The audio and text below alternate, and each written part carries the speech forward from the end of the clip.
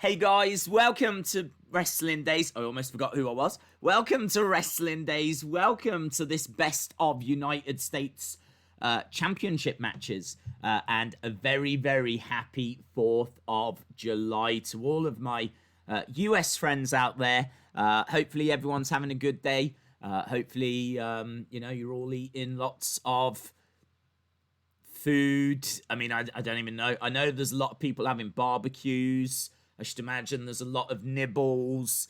I don't know if there's many vol-au-vents. I haven't got a clue. But I'd imagine there's a lot of hamburgers, pizza, steak, all that good stuff. Lots of beer, maybe the odd cocktail, and plenty of fun. So, yeah, I hope everyone is well and having a very good 4th of July. We are going to be celebrating, paying our own little tribute, if you will, to the 4th of July. We're going to be watching the best of the United States Championship matches. Now, I'm really excited for this because this is the first time I think we're going to be watching a collection. This isn't like a normal show. This has got matches from like the 80s, the 90s, the 2000s. It's even got a match from this year's Royal Rumble. So it's all over the place. It's a real collection of the best of the United States Championship matches. Now, I haven't looked. It might be on the free WWE Network. So if you're watching this and you are interested in watching along, then you might be able to do it for free.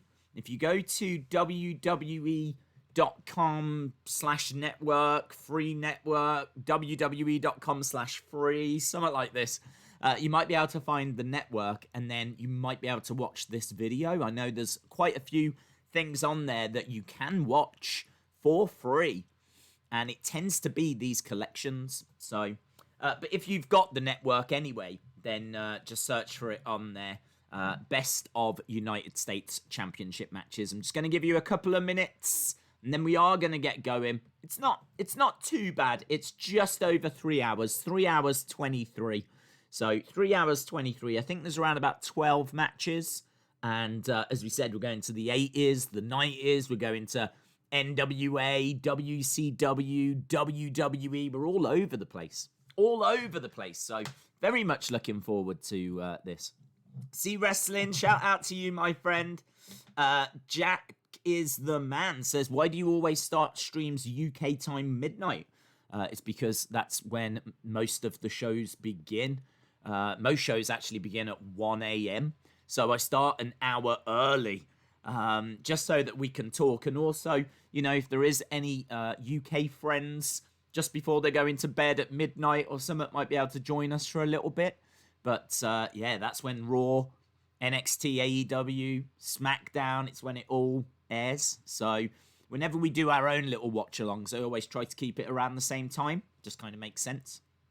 There's not really much point in making it a different time because then it might get a bit confusing. So sometimes we start like an hour earlier. But I thought that today we would start at midnight UK time or 7 p.m. I think it is, Eastern. Because obviously everyone's going to have had a busy day, aren't they? Everyone's going to have been celebrating, seeing family, seeing friends, having a great time. So, yeah, I thought we would just start as normal. Jerry Smith, shout out to you. LSW, shout out to you. I feel like this will be a strong show, says Anna Dawes. I agree. I mean, what I've got to tell you, I've got quite a bit of interesting stuff to talk about with this show. Because I have gone back and looked at some of these matches and found a little bit of backstory on them and jotted down a few things that I know. And I've even checked some Dave Meltzer ratings. I didn't get a chance to do it for them all. But, yeah, it's quite interesting. So we'll just go through them one by one when we get going. Right, is everyone ready then? I think we've given people time and given people chance. If they want to join us whilst we're underway, they, of course, can do. But I've got it set up, so are we ready to get going? In 3, 2, 1. Boom, we are underway. We've got a little graphic that says the best of WWE. And We're starting with, like, a look at the military. Oh, here we go. This is cool. Now we're actually going back. We're seeing the history of the United States Championship. There we go. The NWA. And is that the moment that it's first given to Harley? Harley Race is the first champion. Yeah, there he is. Look, Harley Race on his knees. And look at that. We got Dusty. I think that was Greg the Hammer. Ric Flair. Steamboat. You can see the title, what the belt actually looked like in WCW, and then obviously it changes. And it's been this way for quite a while now, this design. If WWE are going to change a title belt, it'll probably be this one that gets changed next. There's Magnum TA. Right, we're going to 1985. Right, here we go. Our first match for us to talk about. Tully versus... This is really good, actually. I really like how they've made it like a documentary. They're giving us the backstory as well. There's Magnum TA. Hayden says, happy 4th of July to the viewers in the United States. Shout out to you, Hayden. Starrcade. Here we go, then. So, this is Starrcade, November 28th, 1985. So much to talk about with this. Starrcade began in 1983. It really was like the big show in wrestling. And so obviously Vince needed to create something to compete against it. So that's where WrestleMania came from. So WrestleMania started in 85, but Starrcade goes back to 1983. This is 1985, same year that WrestleMania started, so same year as WrestleMania 1. And this is an I Quit match between Magnum TA and Tully Blanchard. Now, Tully Blanchard, of course, would go on to great success, successful here, but of course would go on to join the Four Horsemen. Magnum TA was going to become the NWA World Champion. Magnum TA was gonna be the guy. He was gonna be the man. And this is 1985. In 1986, he has a car accident and he's forced to retire. And he never gets that World Heavyweight Championship opportunity. And just a year later, he's done. It's a heartbreaking story because he was going to be the guy. And Mattel actually made a Magnum TA figure. You can get a Mattel Magnum TA figure. He was so big in that time that even Mattel felt compelled to make a figure of him. So you can get a Magnum TA. This is Starrcade. This is in Atlanta, Georgia, of course. And look at that United States Championship belt around the waist of Tully. This is an I Quit cage match. There's Tully getting his intro. That, of course, is Tessa's father. Coaster Maniacs, shout out to you. Coaster says, happy 4th to all. I'm off to play with fireworks. Stay safe. See, Weston says, are they dubbing the music in to get around the music being used? It was very loud with low crowd noise. I didn't hear, to be honest. I did not hear. Baby Doll on the outside. So, there she is, Baby Doll. So, this cage is a little more like the cages that we see now. It's not like the blue cage that WWE had. This is like chain link fence. And the ropes are black. The turnbuckles are blue. Couple of blue. And then I think the others are yellow. And this is the National Wrestling Alliance. This is the NWA. You know how we keep talking about the NWA and the history of the NWA? Well, look at this from 1985.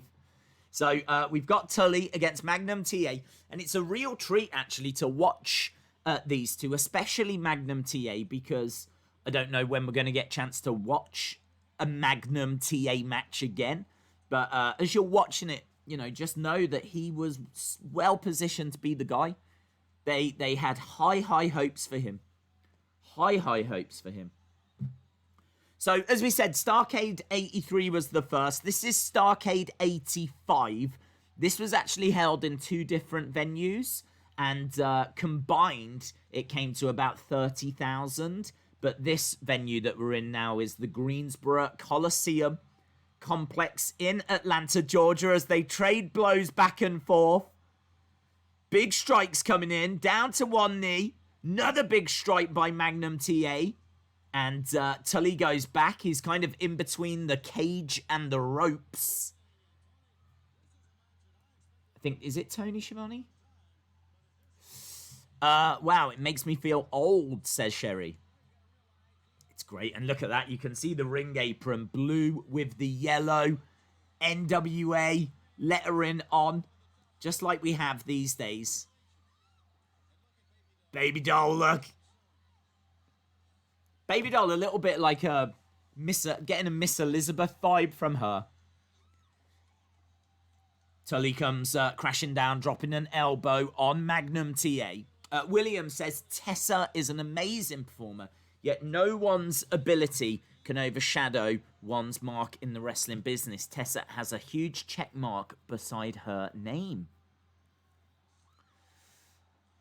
Boom.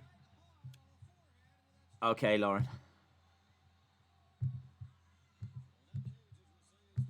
So, here we go. On the back, little bit of a camel clutch. It's a little bit of a variation, I think. Because you've got Magnum on his hands and knees.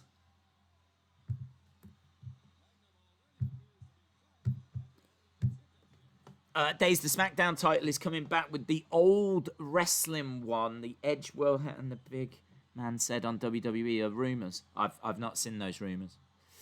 Magnum getting up to his feet. He's trying to power out of this hold. Can you hear the crowd? The crowd going absolutely ballistic. Knee to the side of the body there by Tully.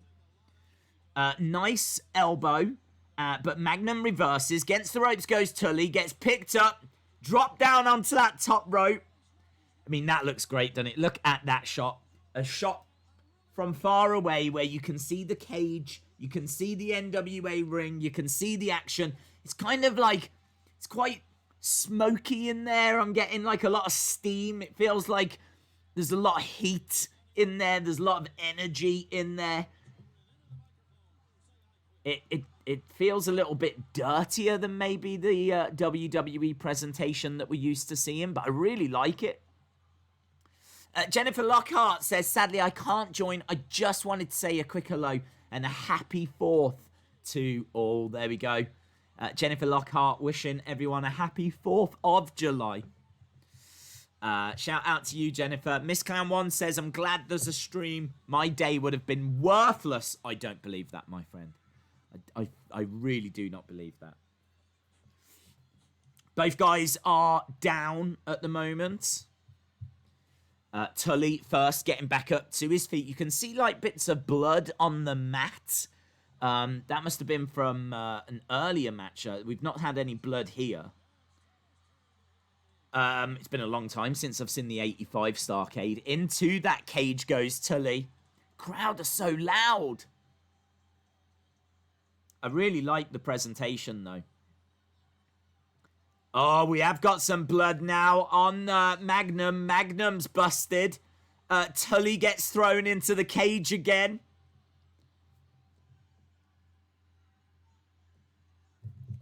Pablo Gamer, shout out to you. Days, it's on YouTube.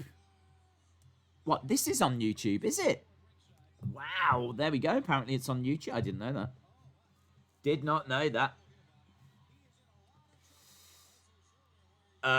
Tully in quite a bit of trouble here. Baby doll on the outside looking quite concerned. Again, asking, are you going to submit? And he shouts, no. At this point here, the United States Championship's been in existence for around about 10 years. So it came in 1975 with Harley Race being crowned the first champion. And as we said at first, it was an NWA title. It was a Mid-Atlantic title. In fact, I think it was the top title in Mid-Atlantic Championship Wrestling. And then Mid-Atlantic would go on to merge and form WCW. Jim Crockett Promotions would basically swallow up a lot of those southern territories. And as a result, the United States title would find itself in WCW. Some nasty blood here. Knee to the midsection by Tully. This is hard-hitting stuff, and we've not been going that long. Another big strike. There's blood all down the face of Tully now. I think there's blood on the arm of... Yeah, blood all on the arm of Tully. Blood down the face of Magnum. Just kicks to the midsection. Another big kick coming in by Tully. This isn't pretty. It's not pretty, but it's hard-hitting stuff. He's got the microphone, shoving it in his mouth. Do you quit? Oh, now he's hitting him with the microphone. That makes a really satisfying noise, doesn't it? Science! No! No! It's an I Quit match. I love the fact there's a microphone involved. It's not just the ref that's listening out and then he's going to call it. There's a microphone. Science! Big right hand. Magnum down in the middle of the ring. He's going for the pin. Referee's just looking at him. Referee not interested at all. Not in an I Quit match. Love the energy of the crowd, says Monica. Yeah, man, they are pumped, aren't they? Absolutely fired up. But they loved these guys. Look, can you hear them going absolutely crazy as Tully goes at top, comes crashing down onto Magnum TA. It's such a shame what happened to Magnum. Could you imagine if he had stuck around, and who knows how big he would have become. Tall Paul 2000's gaming channel just wanted to say hi. No. Shout out to you, man. Tully again said, say it. Smacking him in the head with the microphone. Magnum goes down. Referee, I think, trying to pull the microphone out the way again. Elbow drop by Tully. Both of these guys absolutely just a mess. As another elbow is dropped, but Magnum moves out the way. People are on their feet. They're shouting. Big right hand. Both guys wobbly. Lovely strike again by Magnum. Tully goes down. This is a proper grudge match, isn't it? Proper grudge match. This is a match of people screaming no into a microphone. Yeah! I like how they don't just say no. They scream no, and they also add like, ah! Say it! Ah! Down goes Tully. Miss Count One says, I loved when CM Punk hit Ryder in the head with the microphone in the Rumble. John says, this is a good match. This is a great match. Yeah! Look at Baby Doll. Baby Doll's like, oh, this is not, I tell you, this is no place for a refined woman like that. She shouldn't be at ringside watching this massacre. That's what it is. It's so great as well because Magnum's hair is obviously like bright blonde, but as that blood's starting to go into it, his hair is starting to go like a dark, dirty colour. Oh, it's so gritty. Do you know what I mean? This is what Raw should be. Monday Night Raw. This is Raw. Look at this. Look how raw this is. Compare it to what we actually get on Raw. It's incredible. What a way to start. Shout out to the Green Yellow Army. Shout out to you, William Hensey. Both guys on their knees. This feels like, I feel like I've been watching an hour-long classic. Do you know what I mean? The fact they've been able to get to this stage where they're both shattered, and we've only been on for like 15 minutes.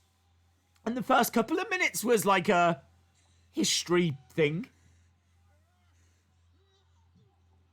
Oh, and then he kicks him. Tully was down and he manages to kick Magnum TA. Magnum TA goes over to the corner. People still heavily invested in this. The pace isn't the quickest, if you will. But into the corner goes Tully. Magnum goes up. Inverted atomic drop. Bloody and intense. I love it. Raw. On Raw. Shahib says, Days, where do you think EC3 will go? I think he'll probably go back to Impact. Microphone gets used again by Tully. And again. And he says, say it. No! This is good.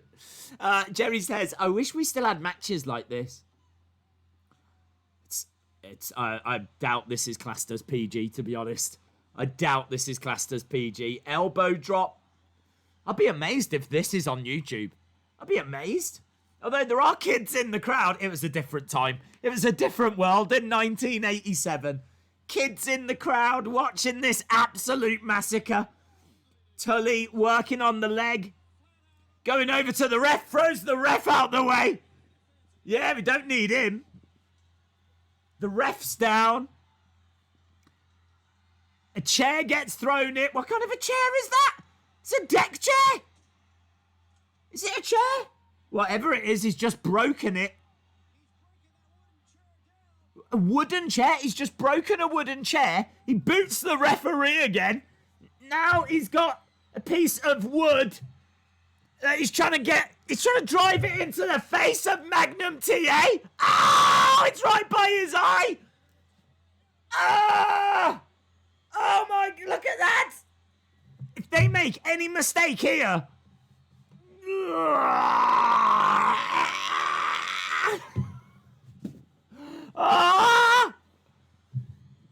What a match. What a match. Tully. With this part of a wooden chair. Magnum TA. Crowd are losing their minds, man. There's no Dave Meltzer rating for this match, unfortunately. Well, not that I could find. I don't know if Dave was... Magnum's got a piece of the chair. Has he driven it into the head of Tully? Look at the blood. Look at the blood. Tully says yes. That piece of wooden chair driven into the head of Tully. Yes. Yes. Yes. Oh. So good. Magnum TA, the new United States champion, and you can just see why. You can just see why he was being positioned to be the man. Look at that. He's in the crowd. He's stumbling away. He's absolutely spent. Seeing a replay there. Can't quite see it going into the head because they've got their arms in the way, but...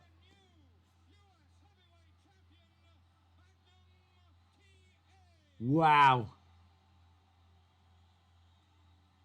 What a match.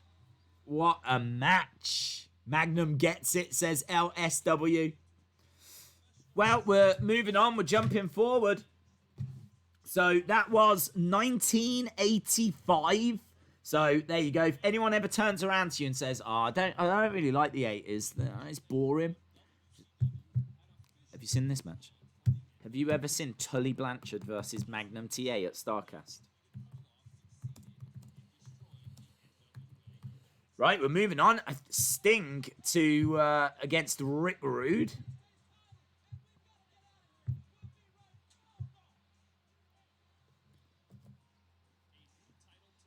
So that's the new title.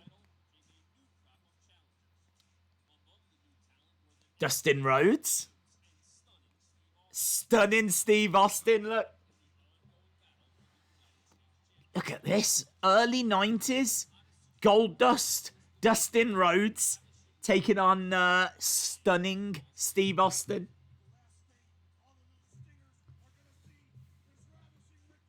So, look at Paul Heyman with Rick Rude. There's Sting with the US Championship. So, Sting had won a tournament. Basically, Lex Luger had been the United States champion, but he became the world champion. And as a result, he had to forfeit the US belt. So, Sting won a tournament to become the US champion. And he beat Steve Austin in the final. There are Sting versus Steve Austin matches out there from the early 90s.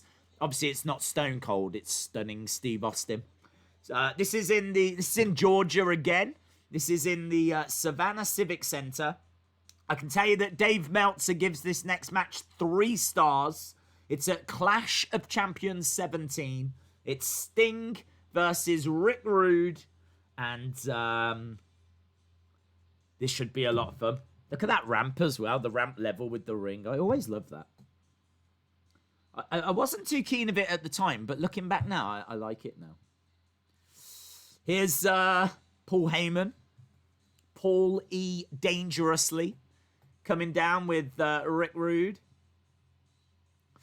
Days, have you seen Starrcade 85? Is it worth watching? I've seen it once and I can't remember. I mean, yes, it's worth watching just so that you've got that knowledge and you can always call back to it. And I need a refresher on it again because it's been many, many years since I'd seen that.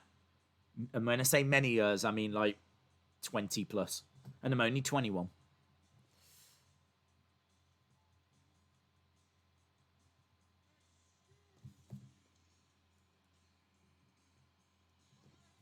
Sting. Yeah, it's Surfer Sting. My favourite version of Sting. Look at that mobile phone that he's got as well. Look at that.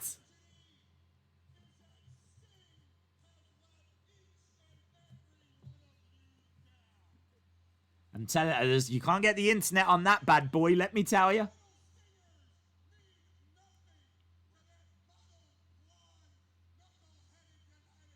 He looks so young as well. I mean, he was. They should be playing Glorious right now. Yes. An ambulance.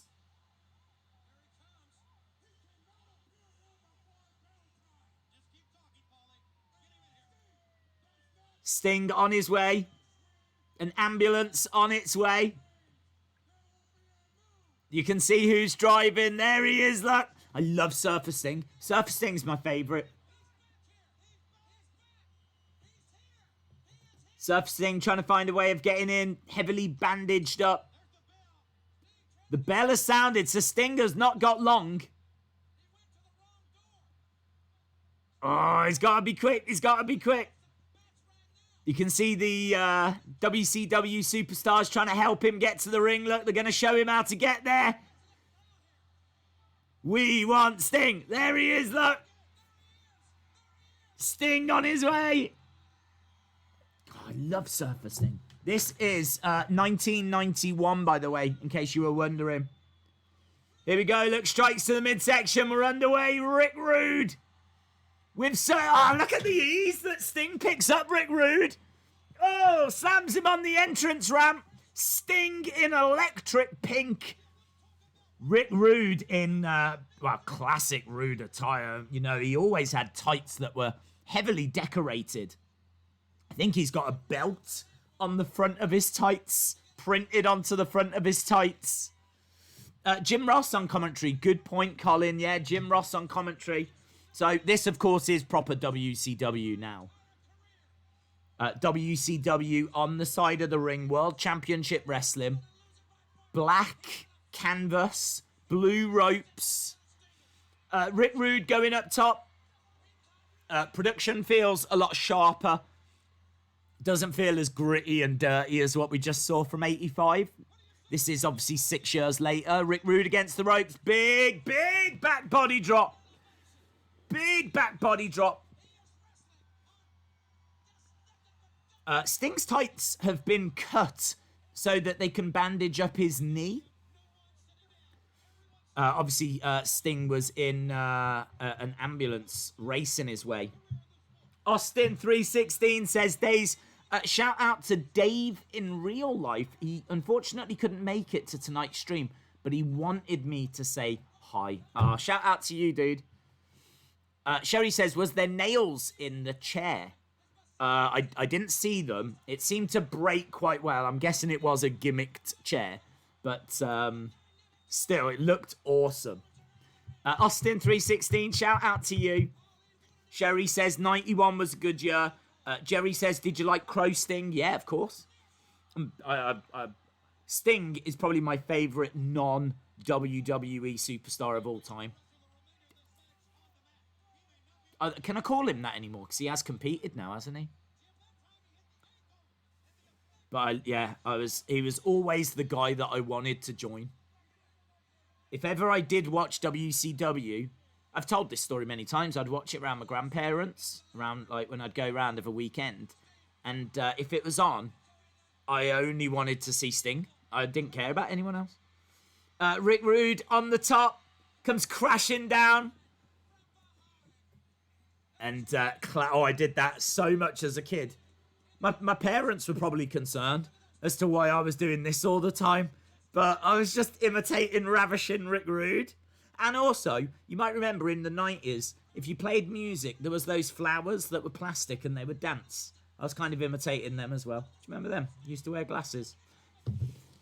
Right, Sting goes through a clothesline. Oh, poke of the eye by Rick Rude. Big strike. Swing and a miss by Sting. Right hand by ravishing Rick Rude. Rick Rude getting his shots in. Nice by Sting. Sting went to throw. Rick Rude ducked down, but Sting didn't throw, so he stands there. Nails him. Against the ropes goes Rick Rude. Down goes Rick Rude, but Rick Rude falls into that bandaged up knee. So that did take... Oh! Paulie dangerously with that massive phone. Can build houses out of phones like that. You know what I mean? Absolute brick. I wonder how much it was to make a call. Sting kicks out. Sting kicks out. Look at Heyman. Heyman is so incensed outside the ring. So incensed that he's taken his jacket off and thrown it on the floor. DDT by Sting. Dangerously on the edge of the ring. Sting's grabbed him. Rick Rude. Chop block. Chop block by Rick Rude. Taking the knee away. Rolling up. Sting grabbing the tights. Gets the win. Gets the win. Three stars that from Meltzer. I'd love, if that was 3 stars, I'd love to know what Meltzer would give Tully Magnum. I'd love to know what he'd give Tully Magnum. Legit, that was an incredible match. Very short, way shorter than I imagined that. But I suppose the story was that his knee was gone and he was never going to be able to compete in a long match. Ah, they're not happy. Bang! Sting selling inside the ring. Oh, here we go. Mr. Paul Fox says in England it was £1.50 a minute to use those phones, and the SIM card was credit card sized. No way. I never knew that. That's amazing. Shout out to you, dude. So we're done with the 80s. We're still in the 90s. We've got Bret Hart, Lex Luger coming up. Look at this. We're just seeing different people that won that championship in the 90s in WCW. There's Goldberg.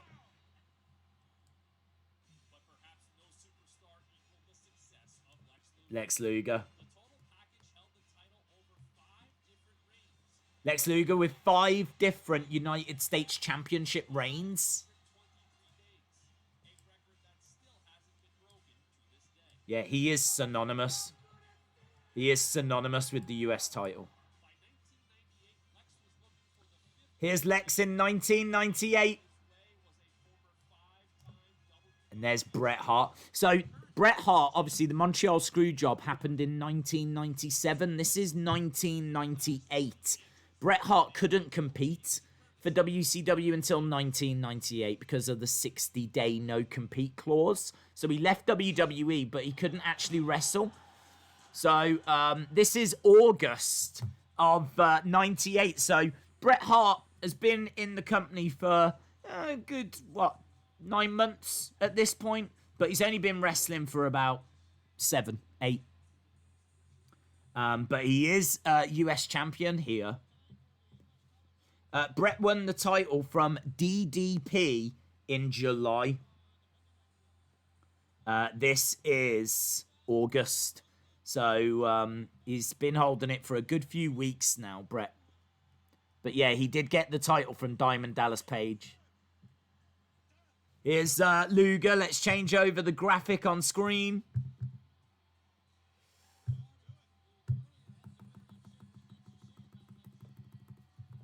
Lex Luger versus Bret Hart. This is really interesting to get the opportunity to watch a Bret Hart WCW match. Days Goldberg, Wolfpack, fire, says C Wrestling. Yeah, Luger coming down with his NWO Wolfpack shirt. Rage Kit, look, there's a lot of love for Wolfpack.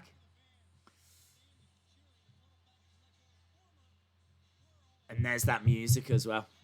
Bow, bow, bow. Can anyone tell me who Dave Meltzer, why people go on about his stars for matches?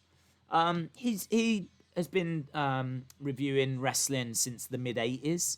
And he was one of the kind of forerunners when it came to breaking wrestling news and what was happening behind the scenes. And obviously the Wrestling Observer is kind of the go-to kind of wrestling dirt sheet, if you will. So he's kind of like king of that world, if you want. And as a result, because he's seen so much wrestling and he's been watching so much wrestling and, you know, he's been reviewing it since the 80s, his opinion kind of matters to a lot of people.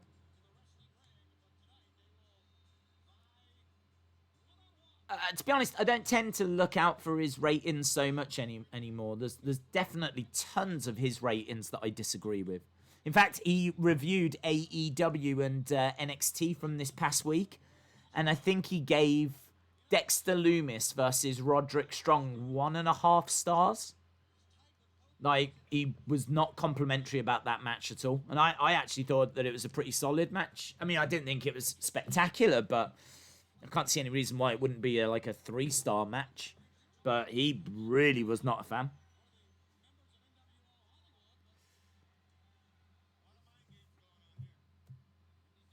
Okay, here we go. So Lex Luger, Bret Hart, both in the ring. This is just a Nitro. This isn't a pay-per-view or anything along those lines. This is a Nitro. Obviously, these two have got such a history as well. They both won the 94 Royal Rumble. Both going over the top at the same time, which meant that they both had championship matches at WrestleMania 10. So, how interesting to see the two of them here in 1998 locking up with the United States Championship on the line.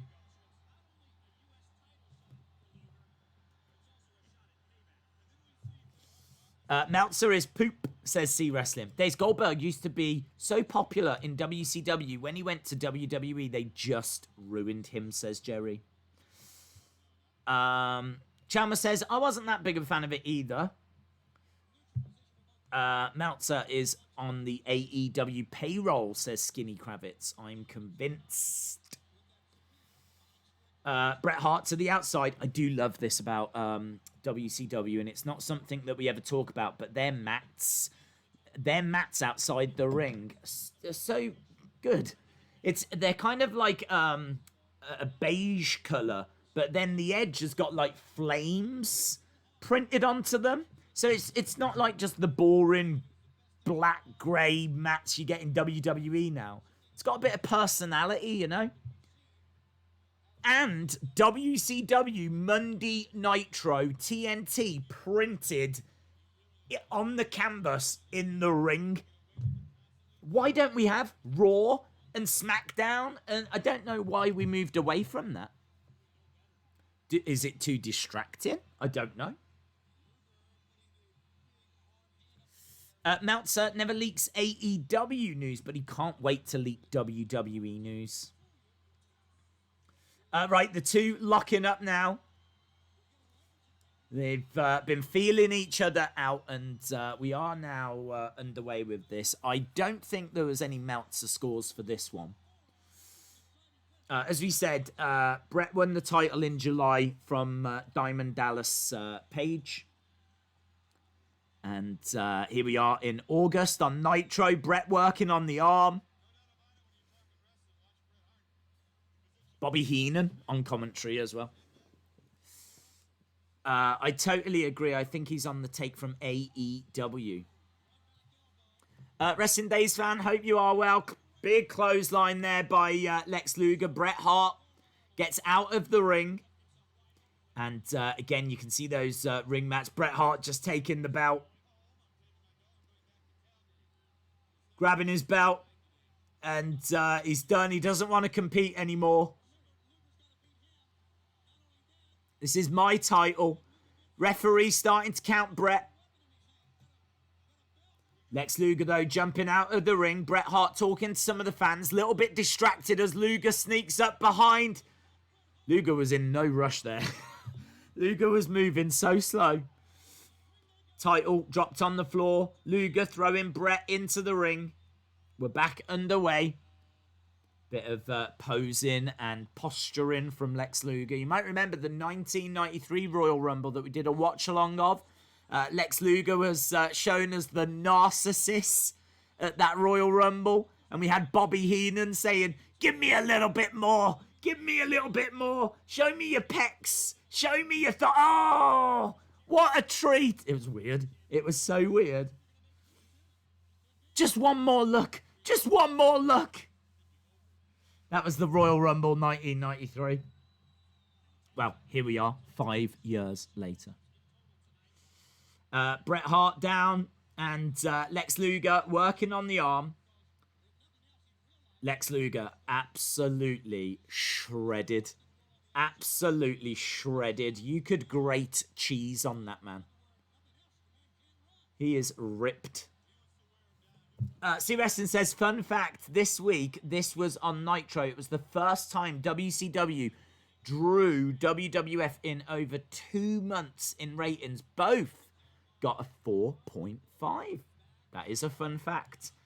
I am so here for those fun facts. Wowie Yowie says, why does anyone care what Meltzer says? He's an idiot. Yeah, he does know a lot, in all fairness. He does watch a lot of wrestling.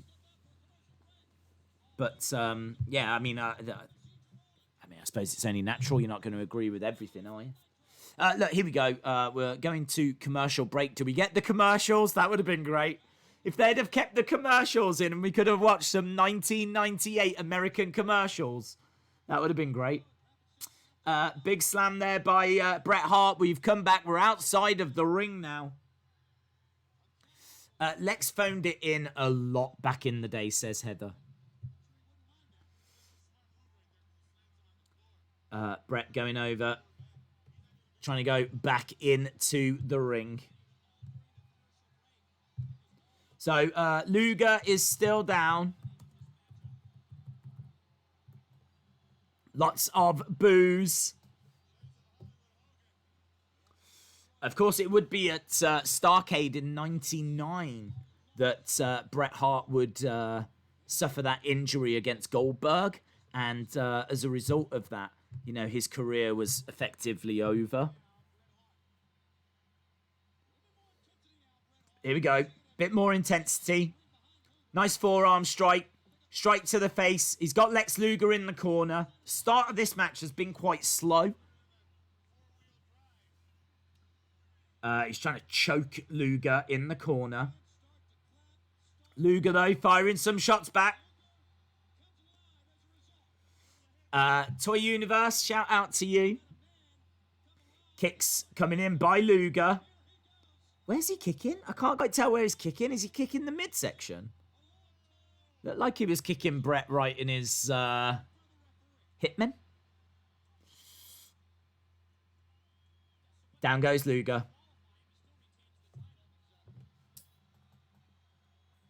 So, Luger down in the ring. Bret Hart is just looking out at the crowd. As we said, quite a slow match, this one. Did start to pick up a little bit. Matt Riddle looks weird on SmackDown. Heather says Lex was all flash and no substance. Yeah, I mean, I'm not the biggest Lex fan, in all fairness. He had an incredible look. Just shows how far looks can get you. I'd struggle to name great Lex Luger matches. Do you know what I mean? Here we go. Bret Hart grabbing the hair of Lex. Lex getting up to one knee. Getting up to his feet. Headbutt by Bret Hart. Down goes Luger. Forearm strike driven by Bret. Hey, Days, I know it's unrelated, but did you hear about Gilbert Burns? I did. I haven't heard what is going to happen with that, but the main event of UFC 251 is in a little bit of trouble. Gilbert Burns looks like he might be out, might have tested positive for coronavirus. It was meant to be Usman versus Burns. So, I know obviously now everyone's thinking Masvidal. Can Masvidal come in and we could get that fight? Because we was meant to be getting Usman versus Masvidal. But Masvidal wants a big payday. But they could give him a decent payday. I don't know. I don't know what they can work out. In all fairness, they've still got 2 title matches on that card. Strike to the midsection by Bret. DDT. Really spiked Luger there. 1, 2. Luger kicks out. Hoping 200 subscribers for you. Thank you. Shout out to you, Donald Jackson. Wrestling Days fan says, my favorite male wrestlers are AJ Styles and John Cena. I would say this is probably the worst match we've had so far. Certainly the slowest paced match. Tully Magnum was incredible. That first match we saw from Starrcade 85 was incredible. Sting Rick Rude was quite short. But it's kind of cool seeing Sting arrive in an ambulance. Yeah, it's quite short. This one, slower paced. Bret Hart just stomping away.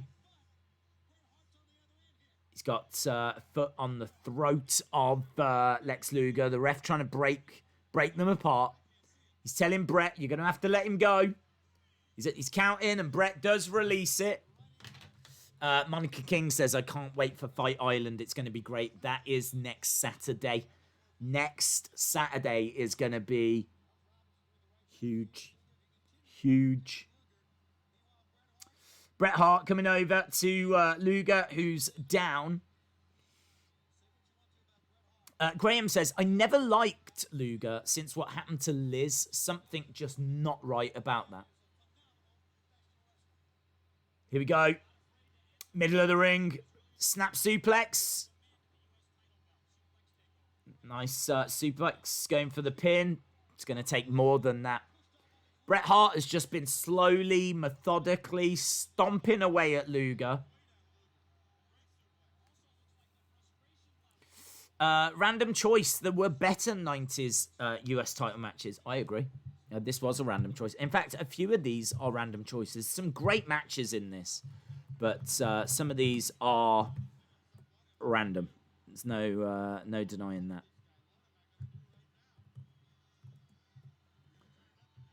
Trying to get up to his feet. Luger, who's in the corner.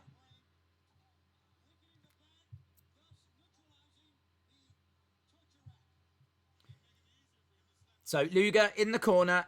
Bret is going to try and hurl him into the other side. And down he goes. Just going to have a look. I'm just looking at the US Championship Legacy of Greatness DVD. Just see what matches they put on there, because there was a US Championship DVD set that came out. So the matches they had on that. Wow. They've got their first match on that is Ric Flair versus Ricky Steamboat. Special guest referee Andre the Giant from 1978. They've also got Tully against Magnum. They've got quite a bit from the 80s, actually. In the 90s, we got Ricky versus Dustin, which they did show a clip of. Stunning Steve Austin against the Great Muta from Spring Stampede. Diamond Dallas Page against Eddie Guerrero. Dean Malenko against Chris Jericho. How incredible would that have been from 97? In fact, this match doesn't even feature on that set. Lex Luger starting to come back into it. He's calling for the forearm, and he smashes Bret with that forearm. Bret Hart goes down. Luger with the pin. Shoulder up by Bret. Shoulder up by Bret. Yeah, I'm just looking at these 90s ones. Some really good ones. I mean, they've got Bret Hart Goldberg. They've got Bret Hart Diamond Dallas Page. Kurt Hennig versus The Giant. Mr. Perfect versus Big Show. Kurt Hennig versus... I don't know if I've seen that. September 29th, 1997. There you go. If you want to watch something quite cheeky, September 29th, 1997, Kurt Hennig versus The Giant. Torture rack by Luger. Torture rack by Luger. He's calling for the bell. Luger has won the title. Not a great match. Luger wins the United States Championship. And fun fact, Bret Hart wins it back the very next day. Here's Wolfpack. Here comes Sting. Maybe my least favourite version of Sting. That.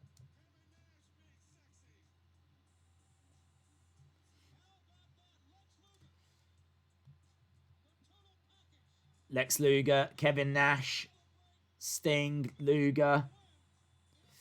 Malenko, Jericho put on clinics.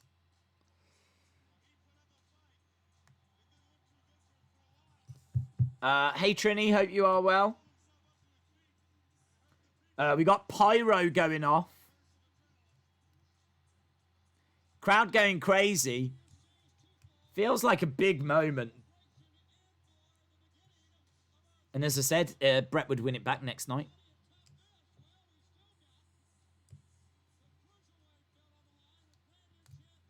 I should watch Bret Hart matches. People always say how good he is in the ring. Has anyone got any suggestions? Well, there we go. I mean, look, we can suggest loads, but I'll let the chat do it. Do people want to suggest some Bret Hart matches for Austin 316? What Bret Hart matches would you recommend?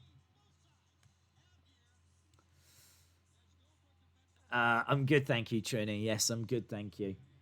I'm a little bit happier now that that match is over. We're going to something quite interesting next, though.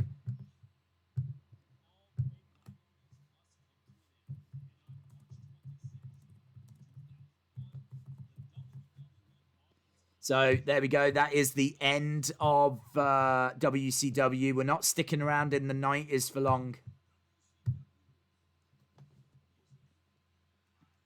So Vince managed to get WCW.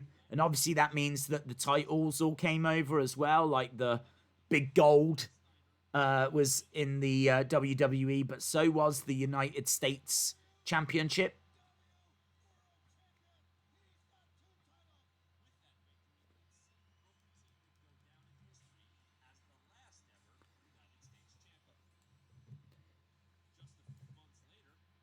So there we go. A few months. Booker T arrives. King of the Ring.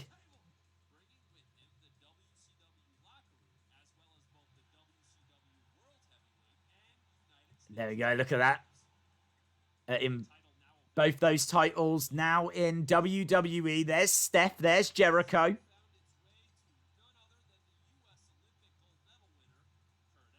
Kurt Angle. Such a shame. I wonder if they should go back to that title design. I don't know. To be honest, even that one I'm not a big fan of. Not a massive fan of that WCW United States Championship. I do think they can do better.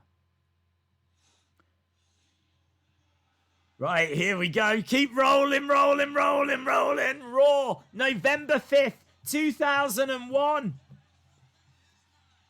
Kurt Angle versus The Undertaker.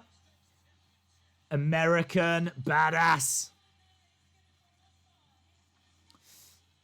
People recommending their Bret matches. Undertaker coming down on the motorcycle. Keep rolling, rolling, rolling, rolling. Now, this is November of 2001. That's the same year as WrestleMania 17. So, Undertaker had been in quite a lot of tag matches this year. He'd been doing a lot of Brothers of Destruction stuff. And to be honest, I don't really know a great deal about this match. I don't really know the backstory to this match. I went on to Kurt Angle and Undertaker's Wikipedia pages to kind of have a look, see if there was any info there. This match is not mentioned. So, without going back and like watching the surrounding Raws, the build up to it, I can't really tell you the build to this. But I can tell you that Kurt is the champ, having won it from Rhino. WCW US champion. It even had WCW on the little graphic on screen. They used to do that. There we go. Look, WCW US title. Here we go. We are underway with Kurt Angle versus The Undertaker. No messing around. No waiting around. Cannot get the WCW flashback basics anywhere. I have no idea where they are now. Who in WWE could legit beat Kurt Angle in a wrestling match? Let's be honest, Mark Henry is about it because of his girth.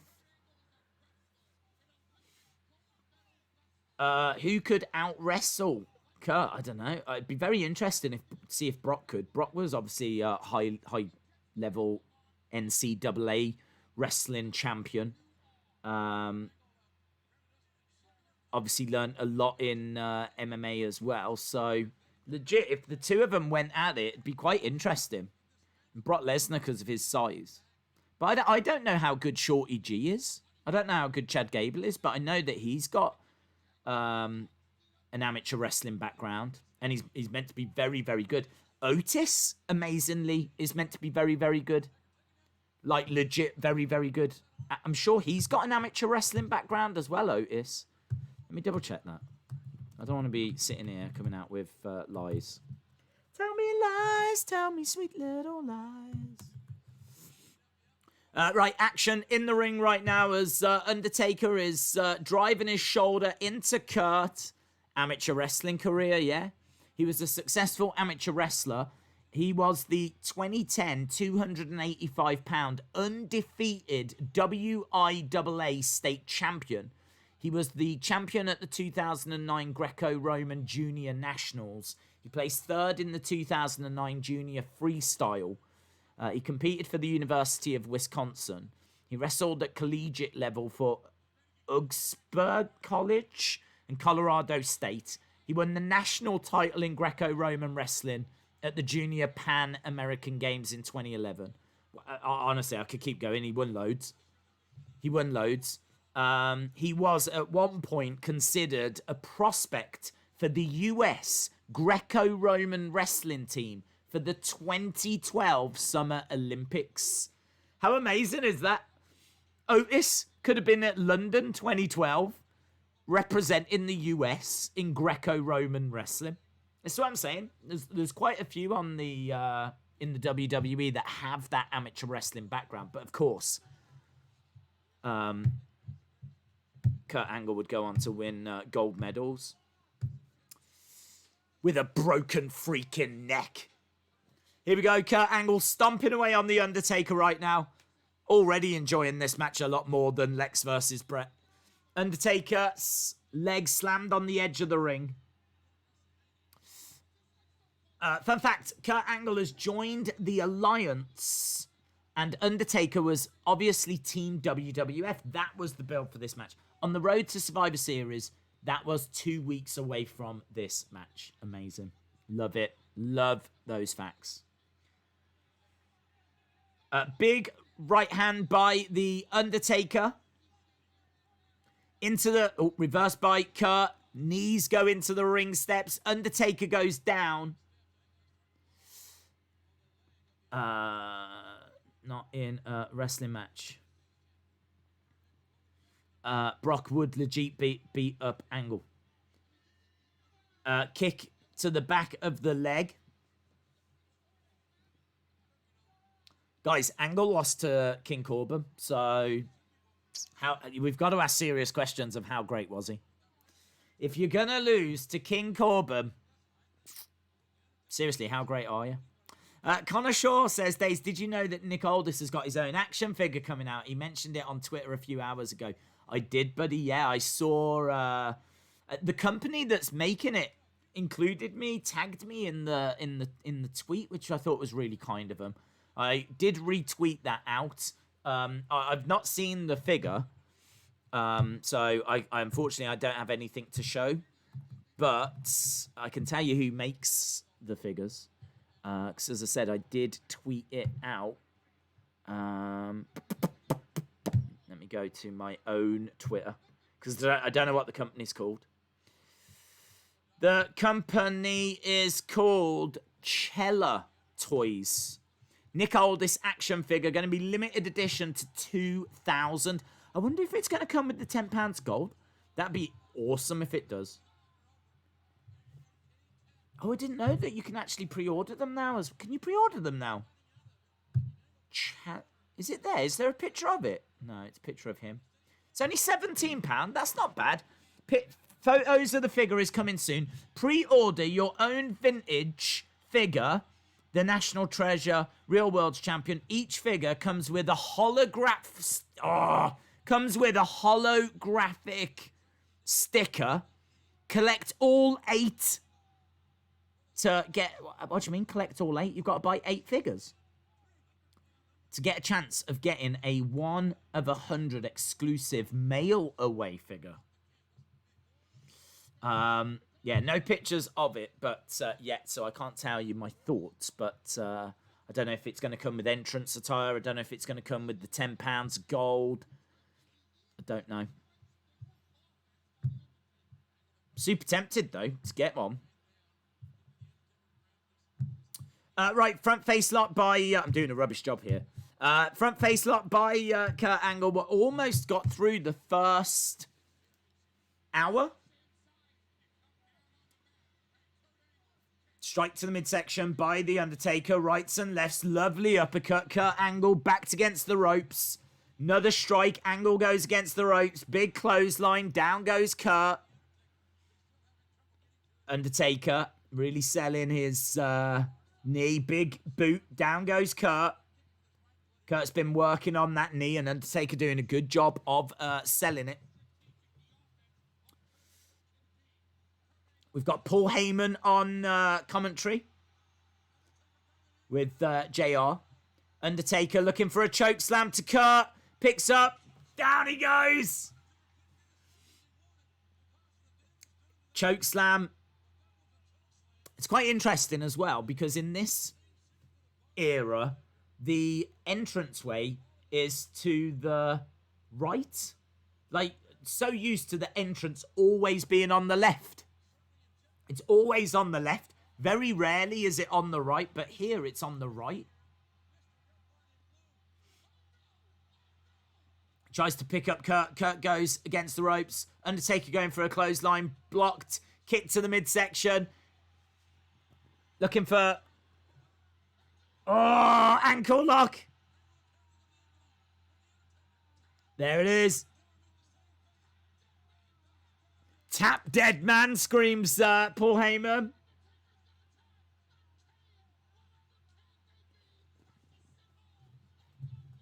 So, ankle lock applied. He's trying to grab the leg and he manages to get out of it. Still on though. The invasion angle flopped big time, it did. It's kind of regarded as maybe the biggest missed opportunity, but...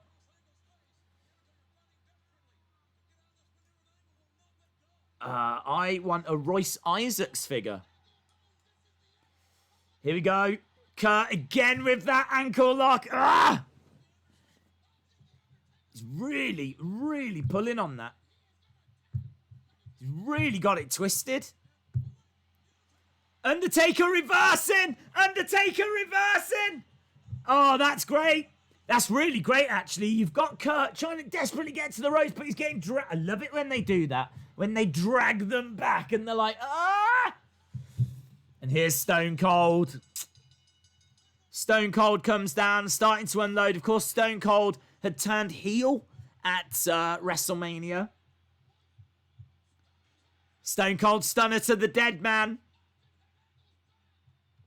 Stone Cold stunner to the dead man.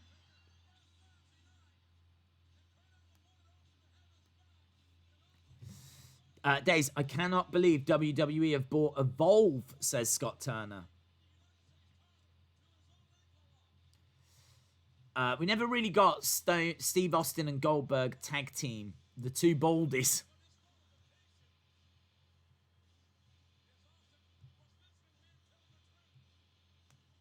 So here we go. There's...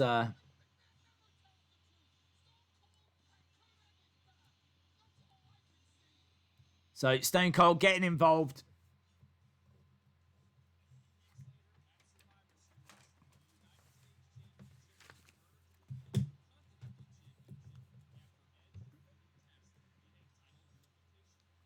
So the US title and the Intercontinental title were merged.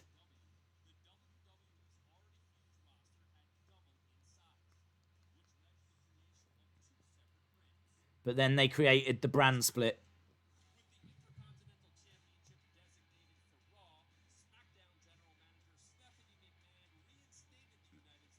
So there's Stephanie reinstating the US title.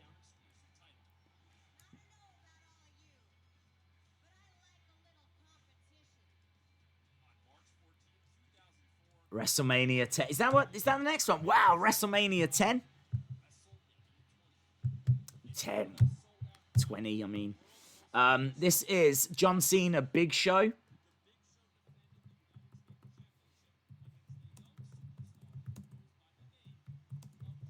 This is John Cena's first WrestleMania appearance, I believe. We watched 19, and he was meant to be at 19 doing a rap battle with Fabulous, but Fabulous pulled out last minute. Word Life, man. Yes. C Wrestling says referee Charles Robinson is the last in-ring talent that came to WWF during the invasion angle to work in-ring in WWE. Keep dropping them fun facts, man. Keep dropping those fun facts, because that's exactly what they are. Is it true they're making Hulk Hogan Masters of the Universe figure? Yes. I guess he's on their good side again. They're doing Mattel figures, like proper Mattel figures as well. So yeah, he is. There was an issue with the zombie figure. Hopefully we get that. It's a great figure. Hulk Hogan ripping his chest apart. Not a shirt, his chest apart. It's a really cool figure. Here is WrestleMania 20, Madison Square Garden. Look how popular Cena is here.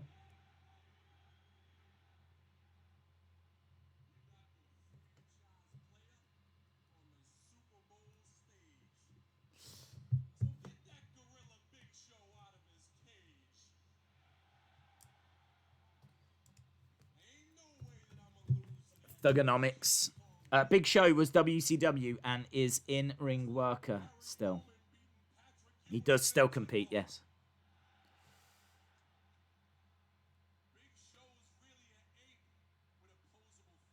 Okay, so John Cena doing his shtick. His Thugonomics shtick.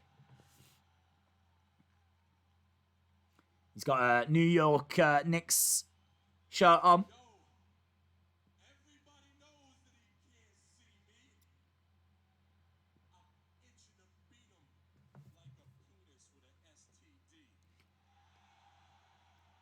I'm not going to repeat that last one that he just came out with.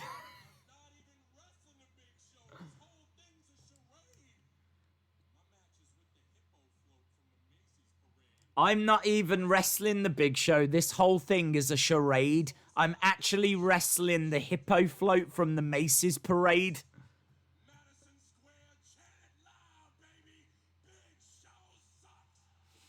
There we go. Big Show sucks. So this is John Cena versus the Big Show. This is John Cena's WrestleMania debut. And if Cena wins, this will be Cena's first singles title. This is a big match in the history of John Cena. If ever they tell like the John Cena story, do the DVD and go all through his matches and everything, which I think they have done a DVD actually. They've probably done loads, but they would definitely include this. I still don't think Cena's career is over yet. I still think he's got some more matches in him.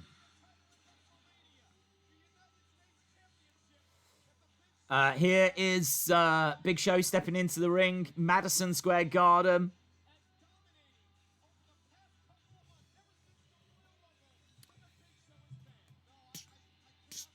For those that don't know what Cena said, he said, like a daze with a beanie. Yes. Shouting us out here on this stream. Cena, a big fan, big supporter of the community. John Cena was better when he was non-PG, says Monica. Heather says that's definitely not PG. Yeah, I told you the one that he said that I could. I had to ignore the others. Right, I can tell you that Dave Meltzer gives this match a massive 1.25 stars. 1.25 stars. WrestleMania 20. We've not done a watch-along for WrestleMania 20 yet. Cena going over to Big Show. Big Show throwing Cena back. Big right hands coming in. Knee to the midsection. Thrown out of the ring. So Cena out of the ring on the outside. Shoulder to the midsection. This is March 14th, 2004.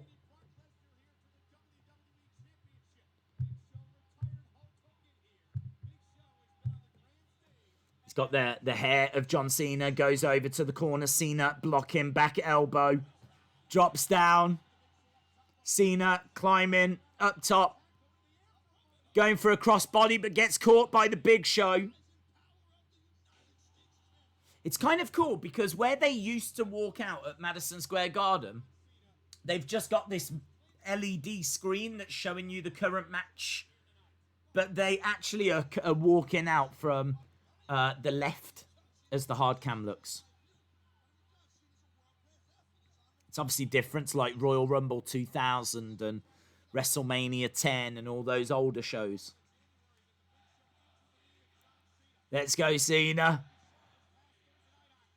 There's no Cena sucks. We've got a Let's Go Cena, and there's no Cena sucks. Cena firing in shots to the midsection of the Big Show. Kick to the midsection. Firing in some big right hands. Against the ropes goes John Cena. Massive clothesline by the Big Show. And Cena goes down. Towering over John. This, I mean, if they'd have played this right, if they'd have booked this right, if they had really worked up to this match could have been absolutely huge, couldn't it? Like, if they'd have booked Big Show correctly, I'm not saying it would have been Hogan Andre again, but you could have made this something really special. If Big Show had been, like, undefeated for, like, years, and he was, like, the champ coming into this, you could have done something really good with this. We need the Cena sucks chant, says John. Here we go. Big Show has got Cena up. Nice. Vertical suplex. Big Show going for the cover. Kick out by Cena. I totally understand why they've included this. Totally understand. This seems like it's going to be a long match. I don't think so. I can't remember how long it is, but I don't remember it being particularly long. Headbutt, Cena goes down. He's having to try and shake it off, in the words of Taylor Swift. He's got Cena backed into the corner. Big chop coming in by Big Show. Now he's standing on the back. I've got to tell you, there's some really good matches coming up. We've got Daniel Bryan against The Miz from 2010. That's when that's the year Daniel Bryan arrived in WWE. So that's a really good match. We've also got Cesaro against Tyson Kidd from NXT. That's from 2012. So we've got that coming up as well. So there's some really good matches on the way. Heather says, seriously, Cena must have skipped leg day. Against the ropes. Big kick by Big Show, and Cena goes down. Wasn't Mania 20 didn't have the awful Goldberg-Brock match? Yes, it did, yes. With both guys leaving and the crowd knew it and they just wanted them gone. Yes. Big Show staring at the ref. Frustrated.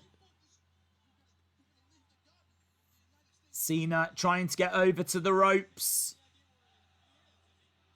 Let's go, Cena is the champ from the crowd. So, Big Show. Scooping up Cena. Cena managing to get a sleeper hold on Big Show. But Big Show backing Cena into the corner. Let's go down to the chat. Who misses the fans saying Cena sucks? Big clothesline. Quite a slow pace to this. As we said, Meltzer gave this 1.25.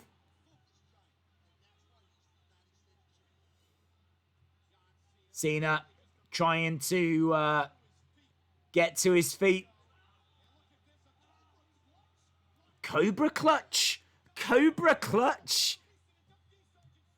Do you remember that? The Cobra clutch. It's not a move that you see that much these days, the Cobra clutch. Sergeant Slaughter.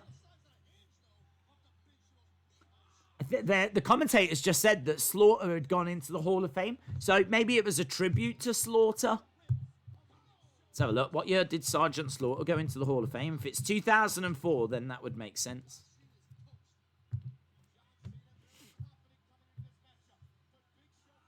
Yeah, 2004. So a little tribute there to Sergeant Slaughter, I think. Big Show with that Cobra clutch still applied. Still, the best match we've seen tonight was the first one. By a country mile. Tully versus Magnum TA is the best match we've had so far. Isn't that crazy? From 1985. Clothesline by Cena. Big right hand by Cena. Big Show. Wobbling a little bit. Oh, I tell you what, Big Show then swung with that massive right hand, and you could hear it whistling through the air. Cena managing to avoid it. Kicks out at Big Show. Big Show charging over. Cena with a drop kick to the legs. Kick to the midsection. He's going to look to pick him up. He's got Cena up. He's got Cena on his shoulders. F-U. A-A. Only gets a 2.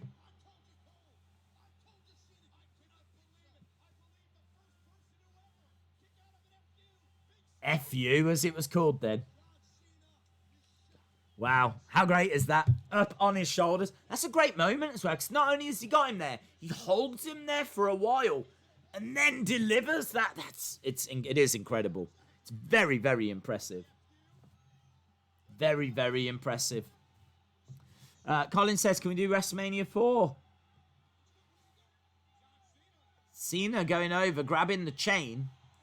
The crowd are cheering. I don't know why, because if he uses it, he says to the ref, you can't see me. The ref can see you, John. The ref can definitely see you. And the ref's like, no, you can't do it. And he throws the chain away. The knuckle dusters. There we go. He nails him with the brass knucks. Hits another FU. 1, 2. Cena cheats to win his first singles title. Look at that. Cheating Cena. Cheeky Cena. That's what we've got there. Cheating cheeky Cena. Triple C. Triple C. Cheating cheeky Cena. Waka waka waka waka waka. Word life. Waka waka waka. There we go. Cena getting the job done. Not legally, but crowd don't care. The doctor is in the house. NWA is awesome. I agree. The 80s were miles better than anything in the last 20 years, says Graham. Waka, waka, waka. So there we go. It was quite clever the way that he just threw the chain away. And the referee was like a dog that was distracted. Cena was like, you like the shiny thing? There we go. And the ref was like... So the ref goes after the chain like a good boy. And whilst he's gone off after the chain, Cena grabs the knucks. Bang! Into an FU. Wins his first singles title.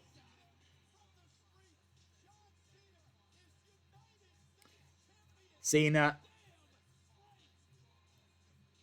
collapses down. He's overcome with joy. So there we go. The spinner. Oh, I hated that. The spinner, the US spinner belt. Horrible. That is America.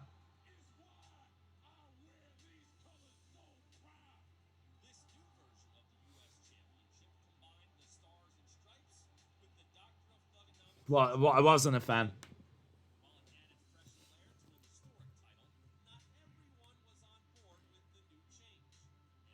Yeah, JBL wasn't, was he? There we go. Look, he puts it in the trash.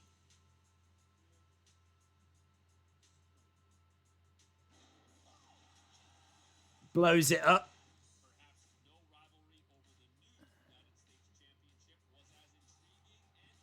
MVP against Matt Hardy now.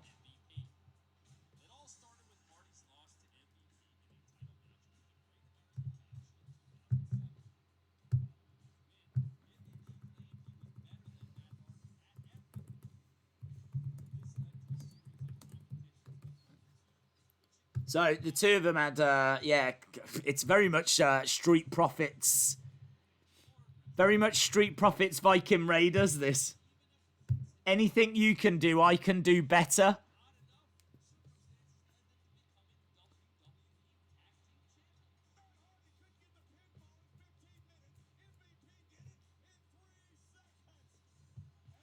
You might remember, was it WrestleMania 24, Matt Hardy with the twist of fate on MVP off the ladder? That was all part of this.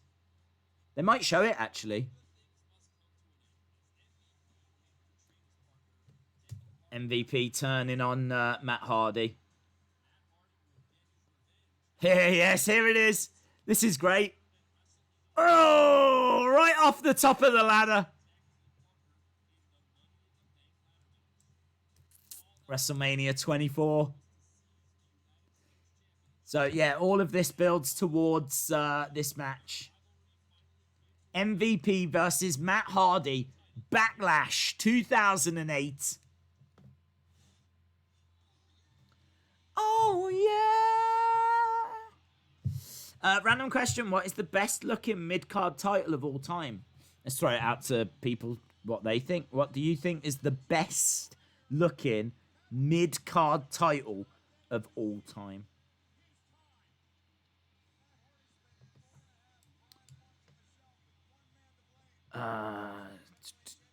It's sunny here. Needed to be in the bin, says Heather. Bob K, shout out to your mom. Jason, does anyone even remember MVP versus Matt Hardy? Well, they will now. They do, actually, because that feud was brought up with the whole Street Profits Viking Raiders thing. Because of how similar it was and the comparisons to anything you can do, I can do better. So there's been quite a bit of talk about that feud. MVP and Matt Hardy. But it's only because of what was happening recently. This match is Backlash 2008. I can tell you, Dave Meltzer does like this more than he likes Cena Big Show. This gets 2.5 stars. 2.5 stars for this United States Championship match. I would say that this is a weird match to include. I don't know that I would include this if I was doing like a best of. Let's have a look at that US Championship collection thing, see if this is on that again. I don't know if they did include it. Complete match listing. Let's have a look. 2008. They did, actually. They did include it. This is on that set. They also included MVP Kofi Kingston. They included John Cena Big Show, but it is a key match. MVP with his little entrance. Do you remember this? Do you remember that little tunnel that he used to come out of? That was weird, wasn't it? He got his own little tunnel.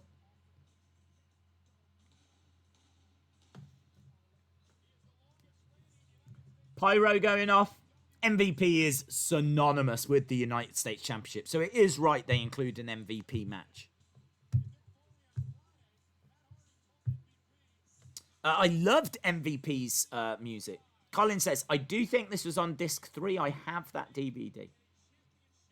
Danelle says, the spinabout is awesome in the old WWE games because you could make the spinner on the belt spin by pushing a button on the controller.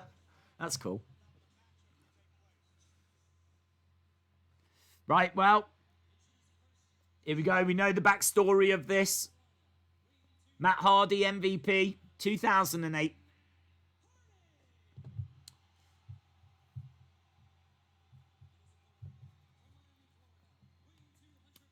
This is in Baltimore, Maryland. That's where we are.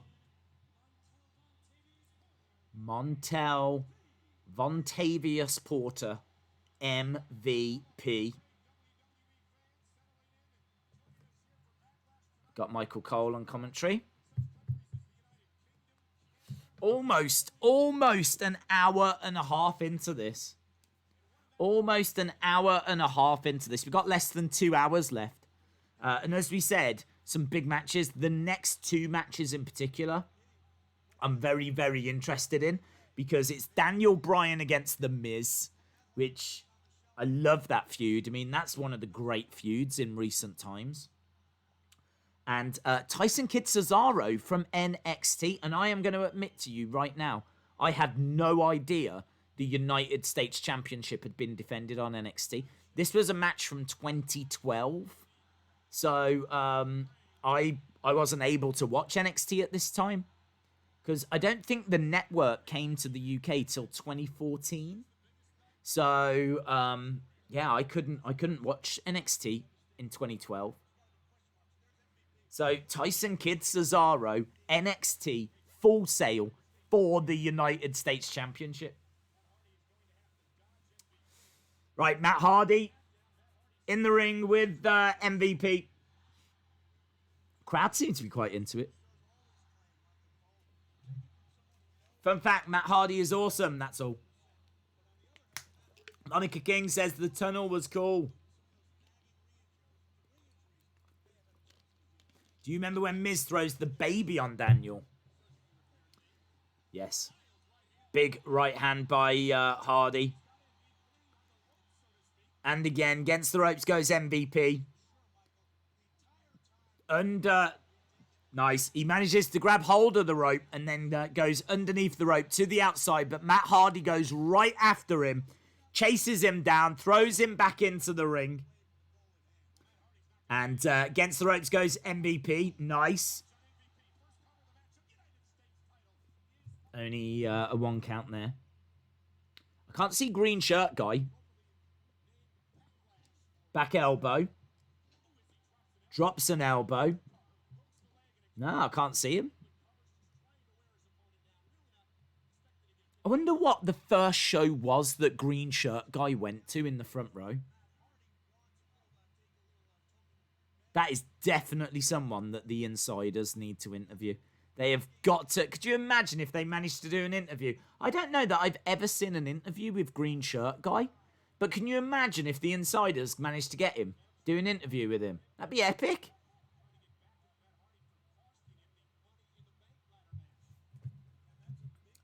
Miss Clown 1 says, I liked MVP back in the day. Yeah. He was in a team, wasn't he, with Henry, and Henry on the back. Didn't he have WSM, World's Strongest Man? And MVP had MVP. Green shirt guy has been around for a good few years. Oh, yes. Monica King says, I wish I was green shirt guy. Nice. Well, I mean, Monica, you could just buy the shirt. I think they're pretty cheap. Shoulder up by Matt. Scott Turner says, do you think the New Day need to split so that Big E can be world champ? Kofi fight on the mid card. Woods could go to NXT. I would keep Kofi and Woods as a team. I would just take the only thing I think that needs to happen is Big E has got to go for the world title. Hardy, lovely. Moonsault, but MVP getting his, was it his hands up or his knees? I didn't see exactly what Hardy hit. It's quite fast. We're going to see the replay here. I think it might have been his arms. And no, it's his knees. He gets his knees up into the midsection.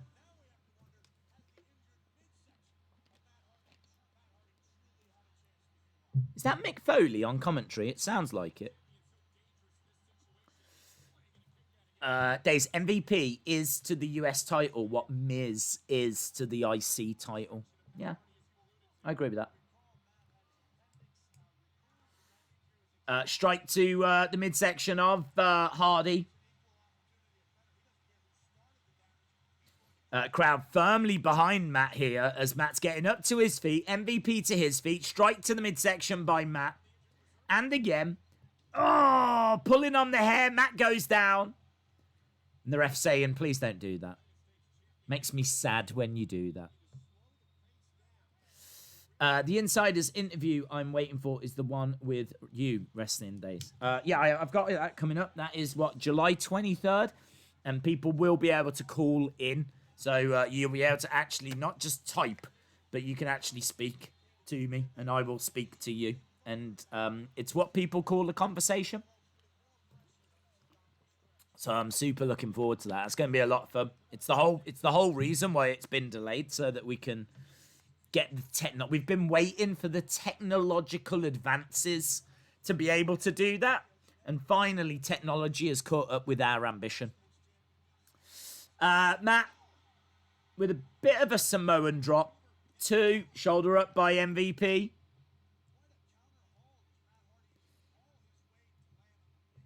I can get a Kane costume and reveal myself as an imposter Kane. You should do that. You should do that. Wrestling Days fan, shout out to you. Keith Lee and Adam Cole are soon to be contenders for the WWE World title. So Big E needs to go for it soon. Elbow drop by MVP. And again to the midsection. One more. 1, 2. Only gets a 2. Days, I have loved this stream. Thank you, Jerry. Shout out to you, dude. It's been very interesting. It's been very different, hasn't it? Because we've been in different promotions. We've been in different times. There's been lots of different stories for us to talk about. Obviously, it's all connected with the United States. It's good, actually. It's good. Maybe some of these matches aren't matches we would have chosen. But as I said, the next 2 genuinely are 2 that I'm really looking forward to. So, Daniel Bryan, The Miz, Tyson Kidd, and Cesaro. Nice clothesline by Matt Hardy. MVP going down. Hardy getting up to his feet. Going over, firing in a big right hand. Shout out to me and my dad, Paul. Shout out to Lauren and Paul. Austin316, shout out to you. Into the corner goes MVP. Big collision by Hardy. Running bulldog by Hardy. MVP goes down. 1. Just a 1. Just a 1. This is a Smackdown show. We've got blue ropes. We've got the referee in the Smackdown shirt. Oh, Hardy draped over that top rope, bounces back into the middle of the ring. Not many signs in the crowd. It's quite a subdued crowd. Side effect 2. Kick out again by MVP. But yeah, we go all the way up to Royal Rumble of this year. Andrade versus Humberto Carrillo, which I think was quite a good match. I remember it being a decent match.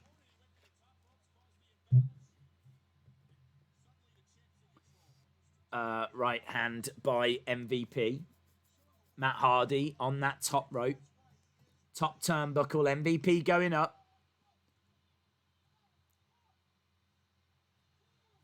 Do you like Zelina Vega? I like her outfits. Darth Darrell, shout out to you. Oh! Side effect again, but only this time from the top. MVP is down, so is Matt Hardy. Referee count him.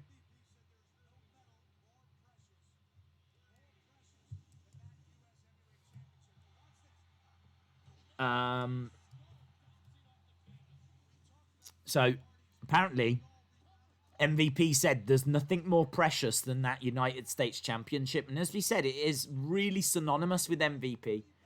Really synonymous.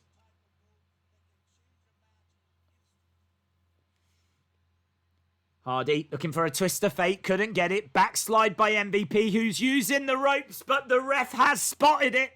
The ref has spotted it. Here's Hardy rolling up MVP. Kick out. Duck underneath by Hardy. Kick to the midsection.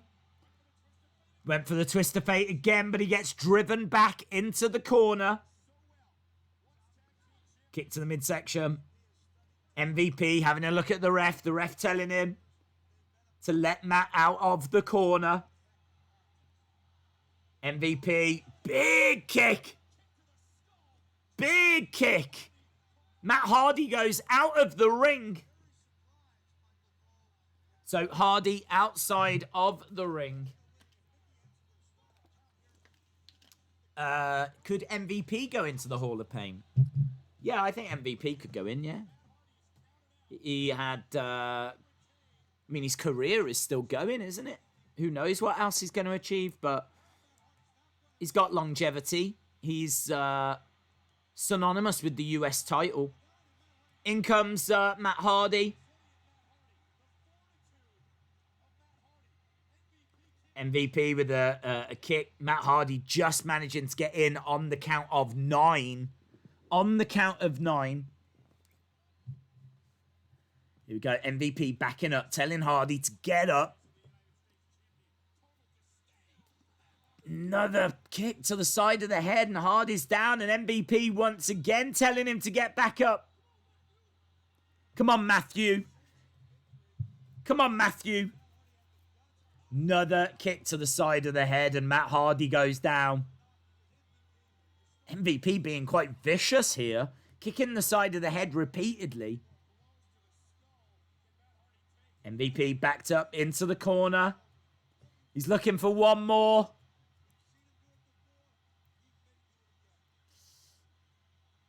Here we go. Matt Hardy slowly getting up to his feet. MVP charging over with a big kick, but Hardy moves out the way. Twist of fate! Twist of fate! Twist of fate! 2! Yeah! Matt Hardy gets it!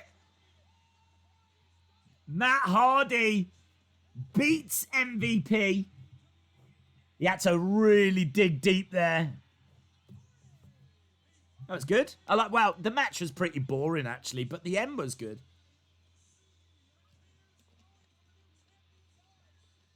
Matt Hardy wins the United States Championship.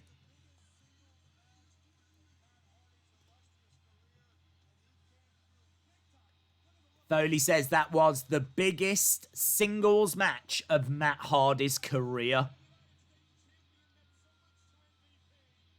And MVP is losing it in the ring. MVP very upset.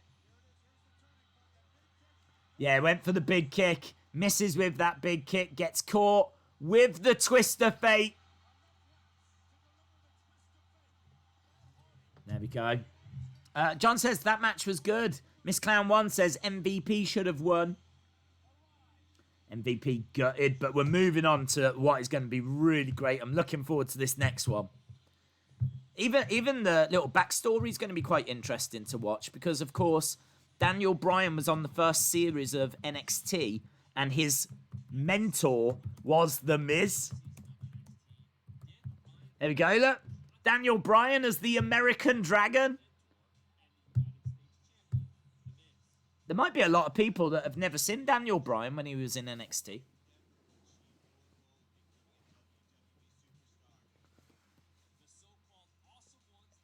Daniel Bryan kept losing in NXT as well. He had a horrible record.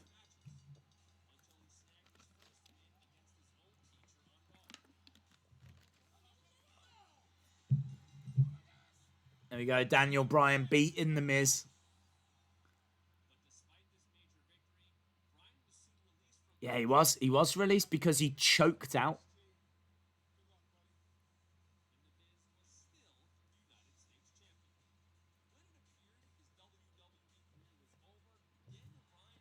Daniel came back at SummerSlam. He choked out. Was it Matt Striker he choked out? I can't remember who he chokes. But someone's wearing a tie and he grabs their tie and he chokes them. And he actually got fired. Went back to the indie scene. But they brought him back. So this is Night of Champions. September 19th, 2010. I love the set for Night of Champions. It's got all the belts on banners that are coming down. And it just looks really classy. Miz with that Money in the Bank briefcase as well. Making his way down with Alex Riley.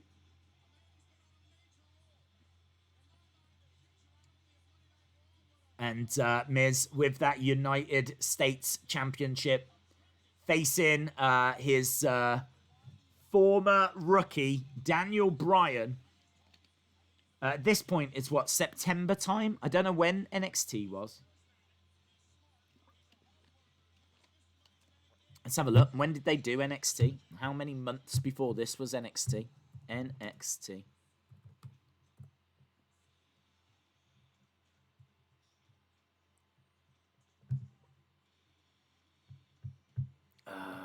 Original format.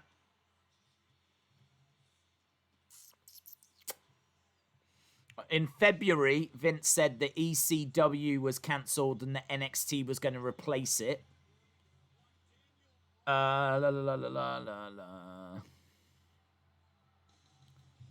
I think it was earlier in the year.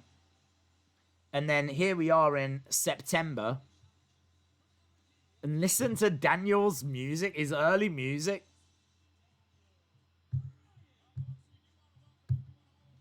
Not a fan of that. Oh, it was Justin Roberts, was it? Thank you.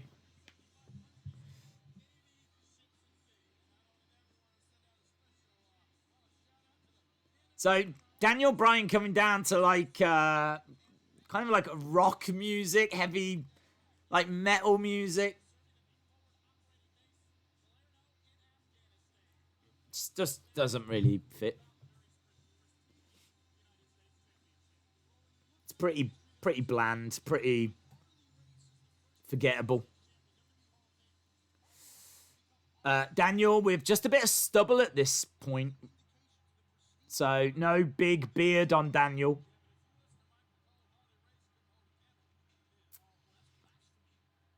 And Miz going through the ropes. So this is, of course, for the United States Championship. But isn't that crazy that Daniel Bryan was kind of brought in and he was on season 1 of NXT early in 2010. By the time we get into September time, is here competing for the United States. Like, there's no messing around with Daniel Bryan. They did give him a decent push. The story that they told with him and the feud that he has with The Miz it's good. It was a really good way of bringing him in. Nice look, grabbing the arm. Looking for the LeBell lock. The yes lock, as it's now known. Days, what did Meltzer give this match? 3.5 stars. 3.5 stars. So, Cena Big Show, 1.25. Matt Hardy versus MVP, 2.5. This is 3.5. Against the ropes goes Daniel. Jumps over the top. Nice single leg drop kick. Down goes the Miz. Daniel going for a quick cover, but Miz kicks out. Just shows him, like, their rivalry has been so iconic. And here it is, all the way back in 2010. Both of these, of course, are going into the Hall of Fame. Both of these are guaranteed Hall of Famers. Into the corner. Michael Cole is running down Daniel Bryan at this point. Really laying into him on commentary. If this was AEW, he'd give it 5 stars. And he's been fired in between. That's true. Daniel Bryan versus Kurt Angle in his prime would have been amazing, says James Chadwick. Face first. Down in the ring is Daniel Bryan. Miz with... he's got the arms. Stretching them back. Daniel Bryan trying to fight out of it.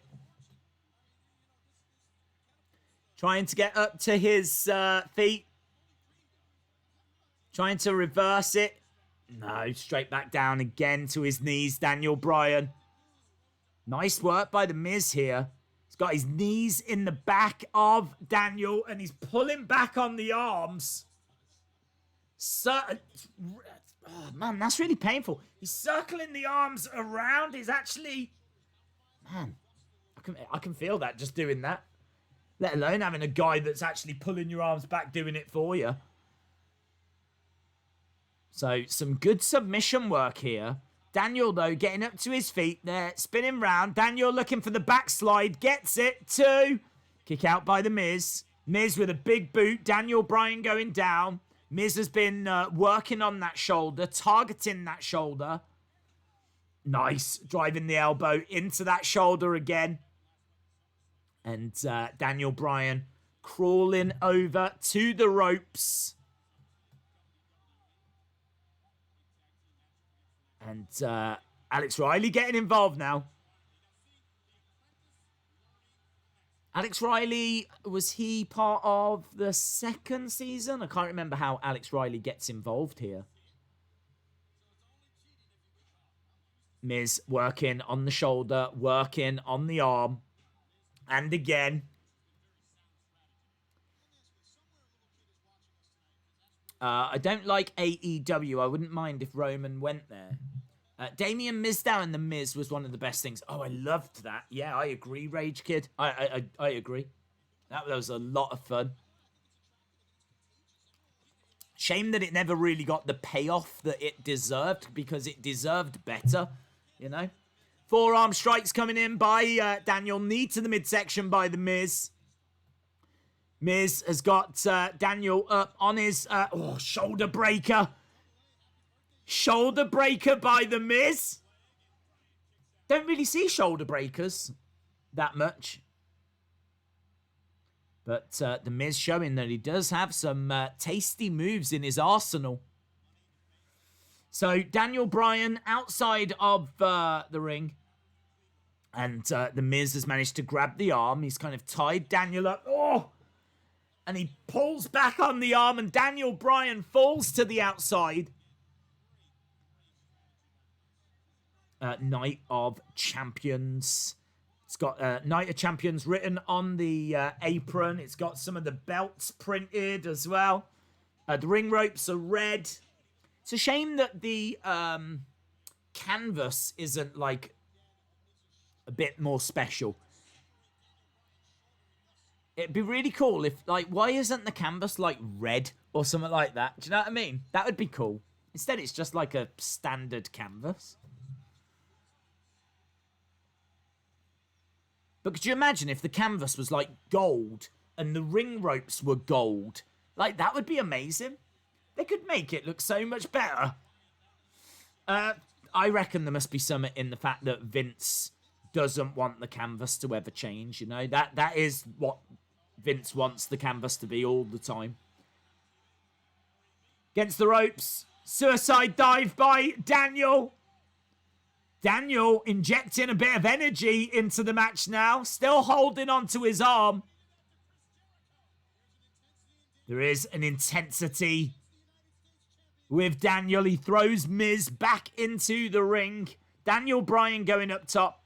Miz getting to his feet in the ring. Daniel Bryan with a missile drop kick. Down goes the Miz. 1, 2. Shoulder up. I love Daniel selling. He's just constantly holding onto his shoulder, holding onto his arm. Big kick. Miz goes down. Shoulder up again by the Miz. More selling by Daniel. It's really good stuff. He's trying to grab the leg of the Miz. The Miz kicks out. LSW says, Days, what's happening with Kushida? Is he injured? No, he was in the tournament, wasn't he? But we just haven't seen him since that Cruiserweight tournament. Kushida should be a champion, but it's so much talent, you know? They've got Keith Lee, they've got Adam Cole, they've got Karrion Kross, Johnny Gargano, Finn Balor. How does Kushida fit into that? It's hard. He deserves to be mentioned amongst those, though. He's that good. Big strike coming in by The Miz. Daniel Bryan just having to fire. Right hand's back. His left arm is just dangling. He can't really do much with it. This is great. Kick coming in by Daniel. Miz backed up into the corner. Quick strikes coming in by Daniel. Daniel charging over. Nice drop kick. Miz down to his knees. Here we go. Daniel gonna look for those yes kicks. Oh, just one kick actually to the head, and Miz goes down. 2. Kick out. Miz was Riley's pro from 2010 to 2011. Thanks, dude. Chalmers says, get the stream to 120 likes. So good. I hope people watching this are enjoying it. It's something a bit different. Normally we'd be watching UFC on a Saturday night, and of course we will be doing that next week. Massive show next week for the UFC, but what with it being July 4th, thought we'd do something a bit different, something a little special. I'm talking a special. Lovely clothesline from the top by The Miz there as Daniel gets his shoulder up. This is from Night of Champions 2010. Daniel was actually sitting on the ropes and off the top, massive clothesline from The Miz. And Miz driving his knee into the side of the head. He's managed to grab the arm and he's pulling the arm back now. I love this version of Daniel. The thing that I want Roman to do before he goes to AEW is put Otis over. I really don't think Roman's going to AEW, to be honest. Days, how about we continue to 200 days? That is definitely not happening. I am ready to tap out. Austin316 says this is a great way to spend the 4th of July. Yeah, for those that don't know, this is day 98 of doing streams consecutively. This is day 98. Raw this week will be day 100 of doing streams in a row. Oh, he's going for the skull crushing finale. He's going for the skull crushing. Nice little roll. Up.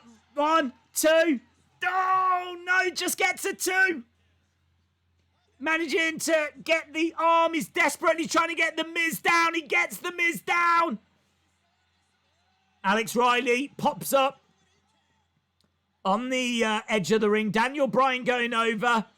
Oh, he ducks underneath. Miz nails. Riley won. Oh! Couldn't get the pin. Daniel managing to roll up. Managing to get a pin attempt on the Miz. It's a good match now. It was, they were feeling each other out at the start, but it's got to a good place. Daniel Bryan goes out of the ring. It's been a long, long time since I've seen this match. Well, probably since 2010, actually. Into the ring post goes Alex Riley. Miz trying to run over, but shoulder charge to the midsection. Daniel Bryan getting in. Small package by the Miz. Kick out by Daniel. Kick out by Daniel. Miz with a big kick to the head and now firing in some big left hand strikes, and the ref actually grabbing the Miz, trying to get him off of Daniel.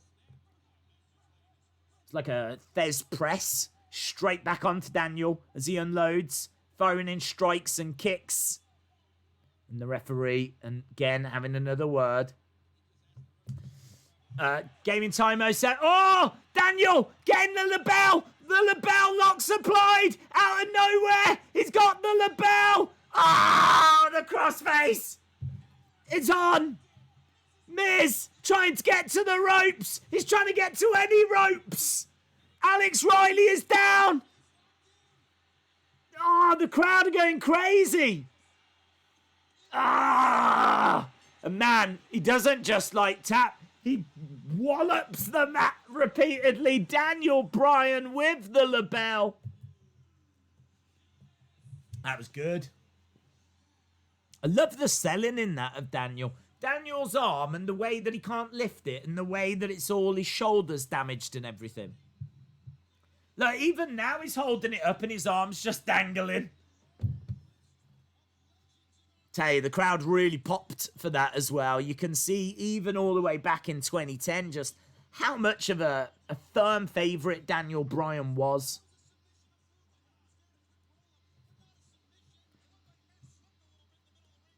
Yeah, submission. Win, label lock, Daniel winning. That United States Championship. I think you can get an early Daniel Bryan Elite figure from Mattel that comes with the US title. Jerry Lawler says Daniel Bryan might be having that title for a long, long time. He doesn't, actually. Spoiler, he doesn't. He loses it a few months later to Sheamus.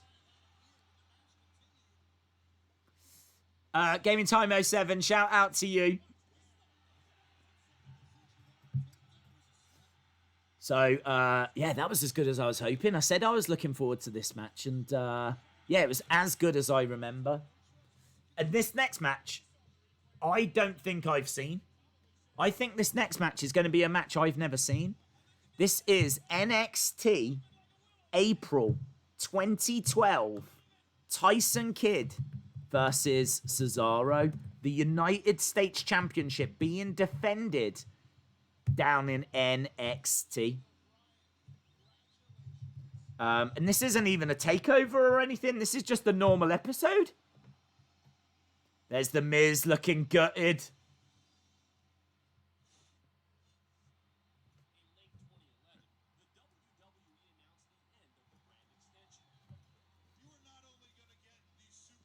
So, at the end of 2011, the brand extension finished.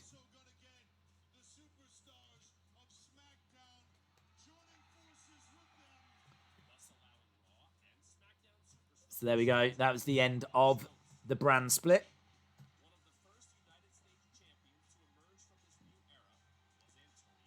Yeah, Cesaro getting called up in 2012. So he was on the main roster, and there he is winning the US title.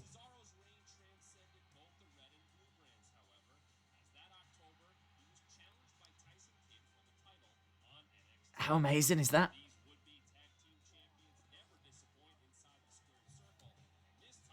Tyson Kidd. We're going to watch a Tyson Kidd match.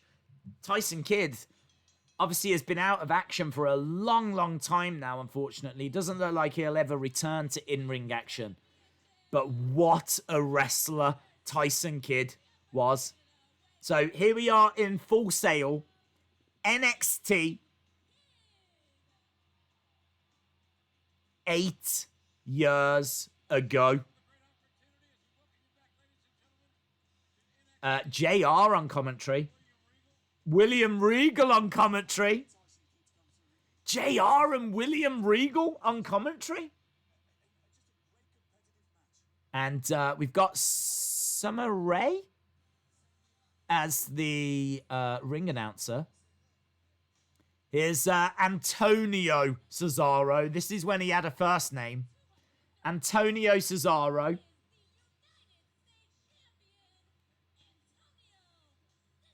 The Cesaro-Tyson Kidd match should be amazing, says Jason. He's coming down with a very cool Switzerland jacket on.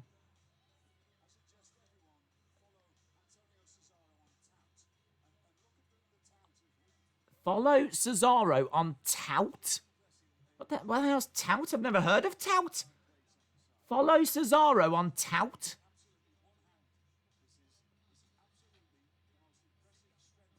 Right, United States Championship match, Full Sail, NXT, Cesaro versus Tyson Kidd. Love it. The tie-dye guy is in the crowd with a sign, putting himself over. It's a shame that we don't get to see Tyson wrestle now, I agree. Days Kyrie saying is no longer in Asuka's corner on Raw. The graphic has been changed. Here we go.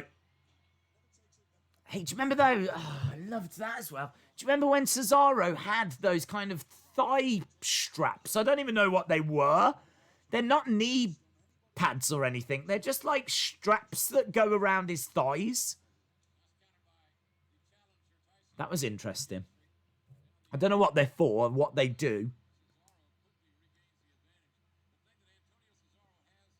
And you're right, this should be an incredible match. This isn't a match I've seen. Double wrist lock. Cesaro managing to escape. Pulling at the face of Tyson Kidd. And Cesaro get into the ropes.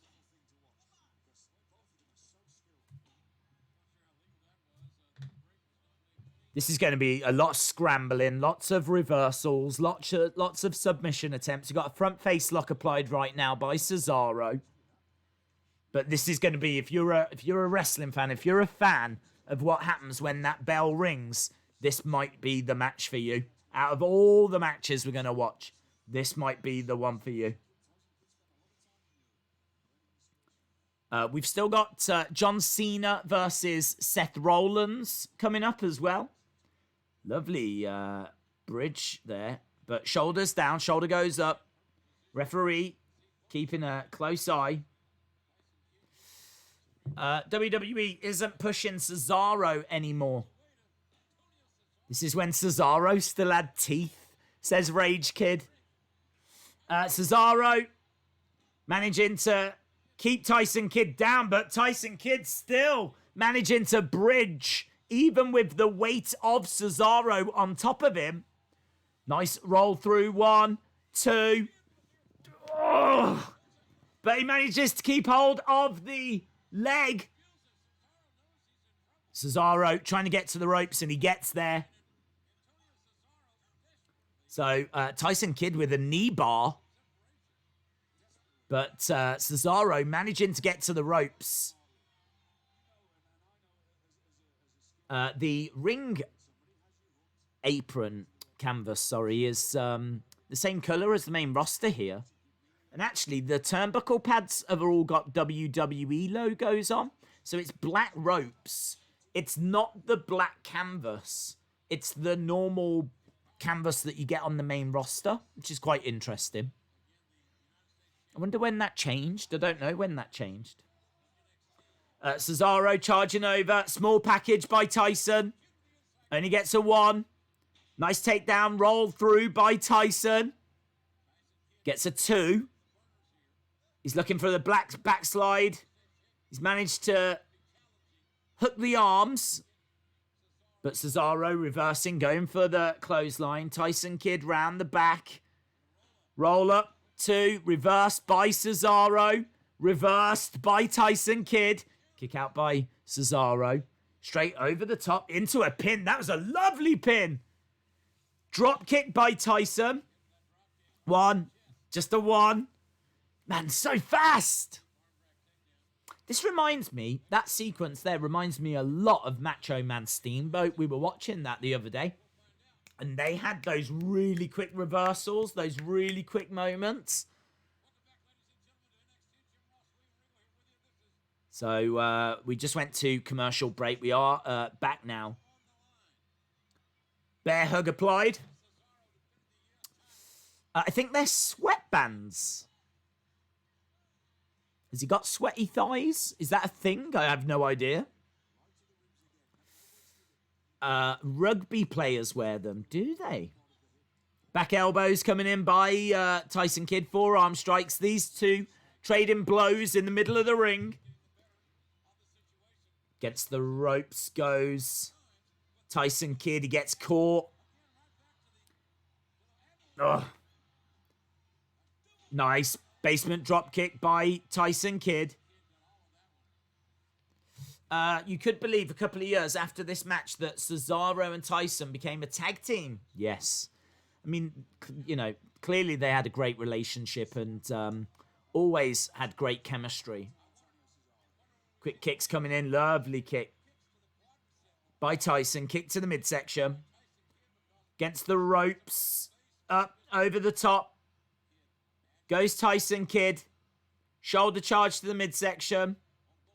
Lovely move. Manages to hook the arms with his feet and roll up Cesaro. Tyson Kidd showing just how skilled he was. Really great work here by Tyson Kidd. Lovely top rope enziguri. Head scissor takedown. 1, 2. Wow. Such a great wrestler. Obviously coming through the Hart dungeon and part of the Hart family. Nice. Married to Natalia, Tyson Kidd. We saw the wedding. We've even done a watch-along of the wedding. Because it was on Total Divas. Cesaro on the outside. Tyson Kidd going over. Big kick. Huge kick. Echoed around Full Sail. Tyson Kidd rolling Cesaro back into the ring. Here we go. Tyson Kidd springboard. Drops the elbow. Drops the elbow on Cesaro. Kick out by Cesaro. This is a good match. This is a good match. This might be the second best match we've seen so far, actually. It's going to take something real special to beat that Tully Blanchard Magnum TA match at the very beginning. But this, very good. Trying to step through, looking for the sharpshooter. Cesaro knows he's in trouble, trying to get to the ropes. And he's trying to kick Tyson Kidd away. Tyson Kidd going to the corner against the ropes. He picks him up. Oh! Lovely. Classic Cesaro. With that European uppercut.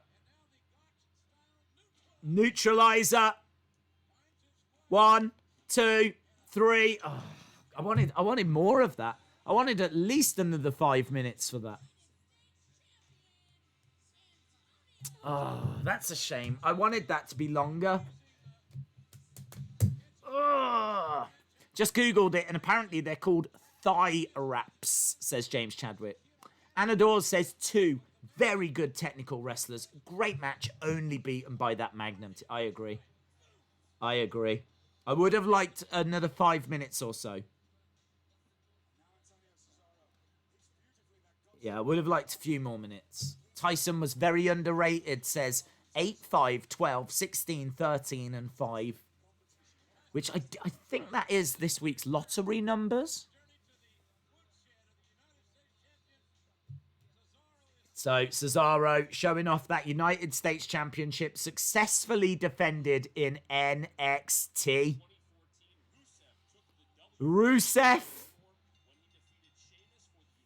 beating Sheamus to become the United States champ. Hey, look, Nikita Koloff.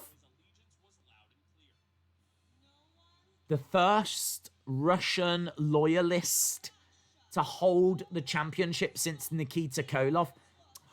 I miss this version of Rusev. John Cena. Why don't we get this match? Why haven't they included this? Why can't I watch Rusev arrive in a tank? There we go. Cena, WrestleMania 31. And the open challenges. I don't even think there's any of those open challenges. Cena Neville, I remember being absolutely incredible. Yeah, Sami Zayn. Kevin Owens was incredible. Seth took the challenge. John Cena versus Seth Rollins. 1-on-1. Title for title. Winner takes all.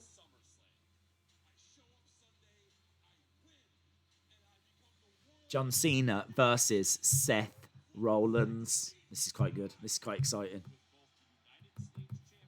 Title versus title.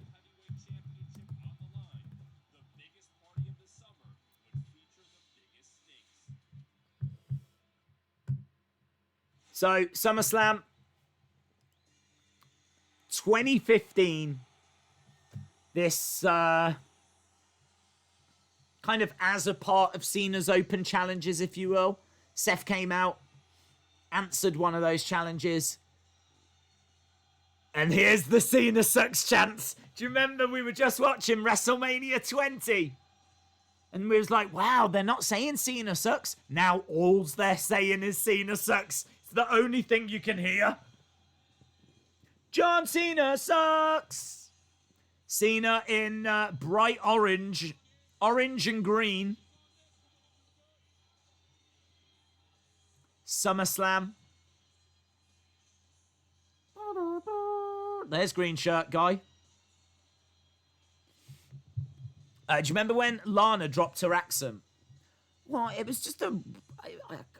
Yeah, I just remember it being a gradual thing more than it just having gone 1 week. So strange. They never explained that. Cena versus Rollins at SummerSlam was amazing. I watched it live.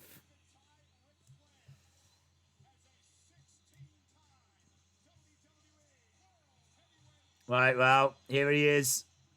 They're already talking about Cena having tied Ric Flair here. And this was 5 years ago?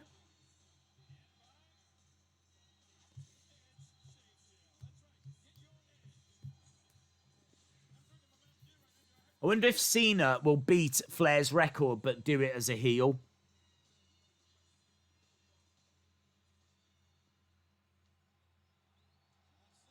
Cena. I think that was the figure that I put in the microwave. I think it was the basic figure of this Cena that I put in the microwave.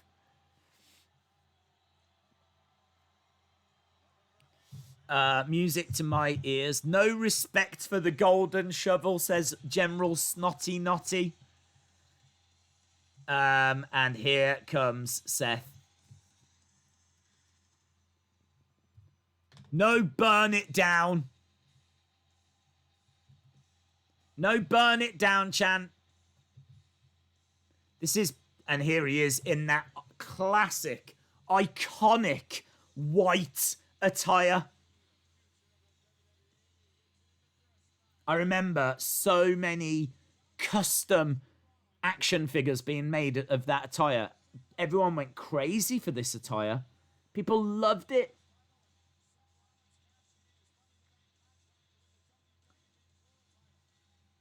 Does look very crisp, very clean. Too many WWS US title matches on this and not enough non-US title matches. Seth's white attire, yeah. Green shirt guy, you should see me in the crowd.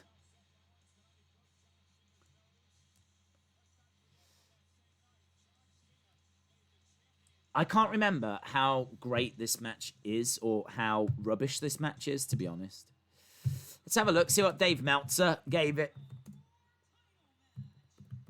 I don't have that information. SummerSlam 2015. Dave Meltzer scored it. Oh, actually, do you know what? He freaking loved it. He gave it 4.25 stars. He gave this 4.25 stars. Wow. Main event of this was Brock Lesnar versus Undertaker.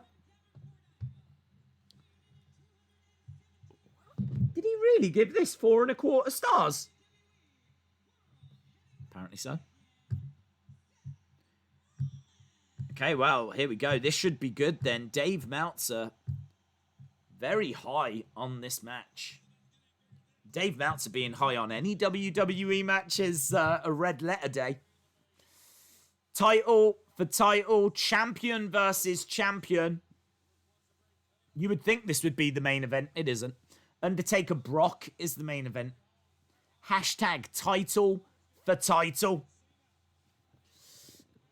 This is where he wrestles Sting straight after. I don't know it is this one, actually. I don't think it is. How come Cena is in an orange jersey and gets no love? There's just no love for Cena. Here we go. The two locking up then. This match is going to have some time. This match is going to be given some time because this was a massive match, obviously. Not like what we just saw in NXT. Let's go, Cena. Cena sucks are the chants from the crowd. Crowd are red hot here. It's a good crowd. Where are we? Is this Barclays?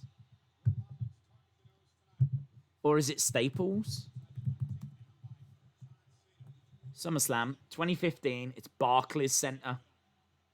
So the Barclays Center in New York. There's 15,700 people in attendance.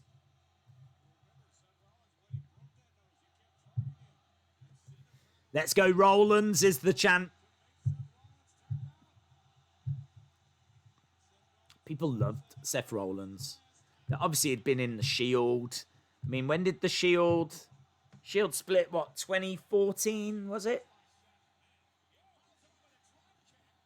Nice drop kick. Ah, you can't see me. You can't see me, John. Big strike coming in. By Cena. Cena going over. And he's got a side headlock. Both guys down. Mounts gave this 4.5. Oh, I just looked on a site. I'm sure it said 4.25. Seth versus Sting, Night of Champions. Rollins was great back then. I agree. I agree.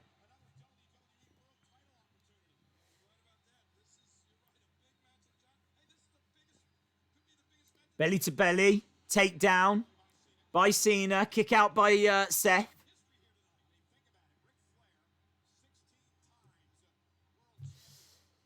Days, do you remember Angry Pizza? I've been watching your streams since when you've been doing them.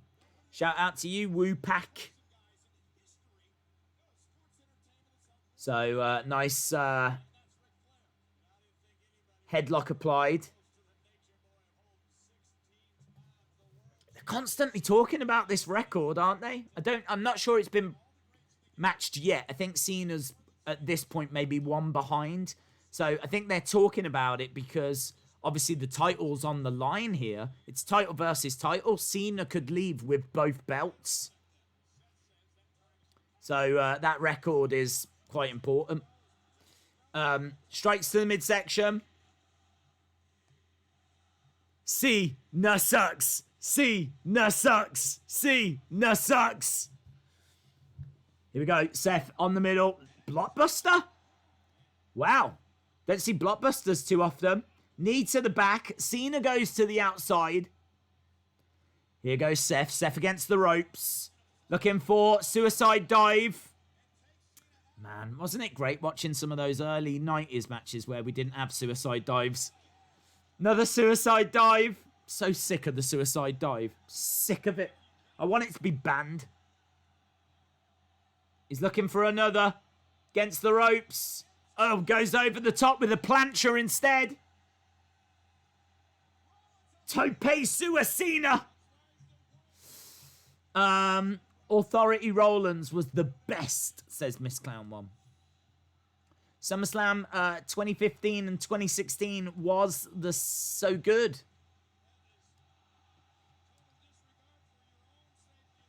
So, Seth, tell you what, the crowd is so into this. It does make a massive difference when you've got such a vibrant, passionate crowd.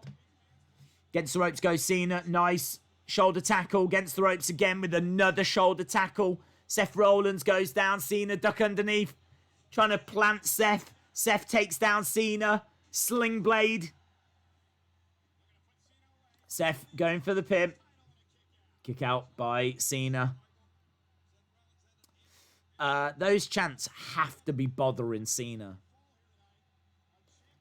Cena and Bryan was amazing. It was amazing. It was a good match. No, sucks. Let's go, Cena. Cena sucks. Can't wait for crowds to come back. Watching crowds like this just reminds me how much I've missed them. Do you know what I mean? It's not until you see these kind of crowds you go, yeah, they make such a big difference. Oh, he was going for the flying knee, but Cena grabs the leg. Cena pulling Seth in. Plants him down. Loud boos from the crowd. Loud boos. Cena. You can't see me. To Seth. Seth kicking Cena. Kick to the midsection. Double underhook, looking for the pedigree. Obviously, he was doing that around this time. The pedigree goes for a clothesline. Nice. Oh, yes! The springboard stunner that Cena had at this time? Cena with the springboard stunner. Comes crashing down with that forearm strike. He's got Seth up on his shoulders. That was great. Cena sucks, says John. Well, look at this. We've managed to get to the point where we're at 2015 now with this collection. Oh! Standing shooting star. They are throwing everything at each other.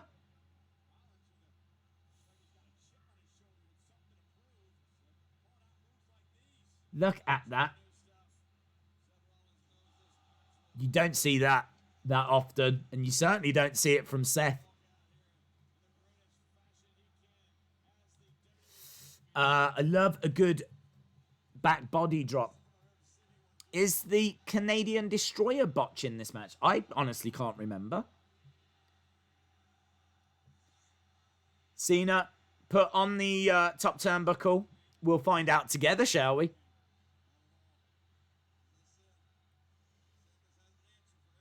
So Cena is on that top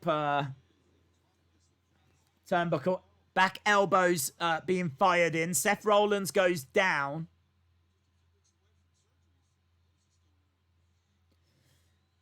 Here we go. Seth jumps back up, firing in some big right hands. I'll give it to Cena. This is a great match. It's really good so far. Seth says, you can't see me. Hate that tree of woe thing. I hate it when they're holding themselves there. Here we go. Shoulder up by Cena, managing to kick out.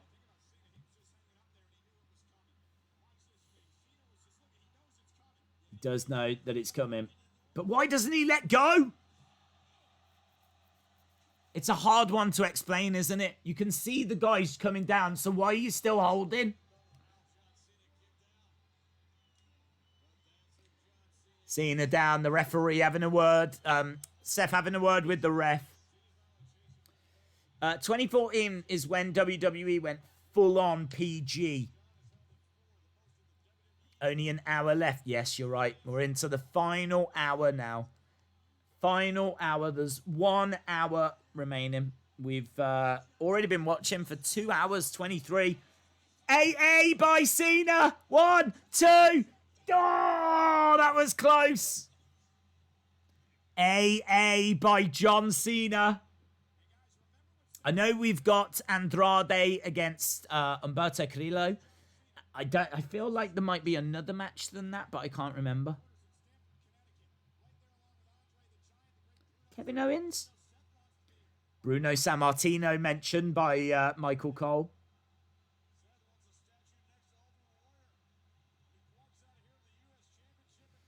Right, both guys getting up to their feet. Big right hand by Cena. Kick to the midsection. Cena trying to fire in another big right hand. And Seth fires a big strike back there. Trading blows. Kick to the midsection again by Seth. Clubs across the back. Double underhook. Looking for the pedigree.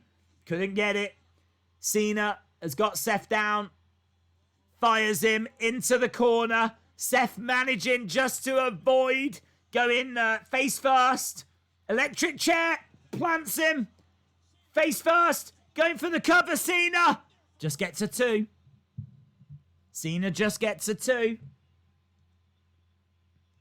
Tell you what, Seth having to work so hard just to avoid some of those moves. He got slingshotted into the corner and just avoided that ring post. This is just before... is that an LED screen? I can't quite tell. Certainly no LED ring posts. They're just exposed ring posts and they look a little bit strange as a result. Here we go, Cena. Up top. Nice! Drops the leg on the back of the head from the top. 2. Shoulder up by Seth. Good match. Good match.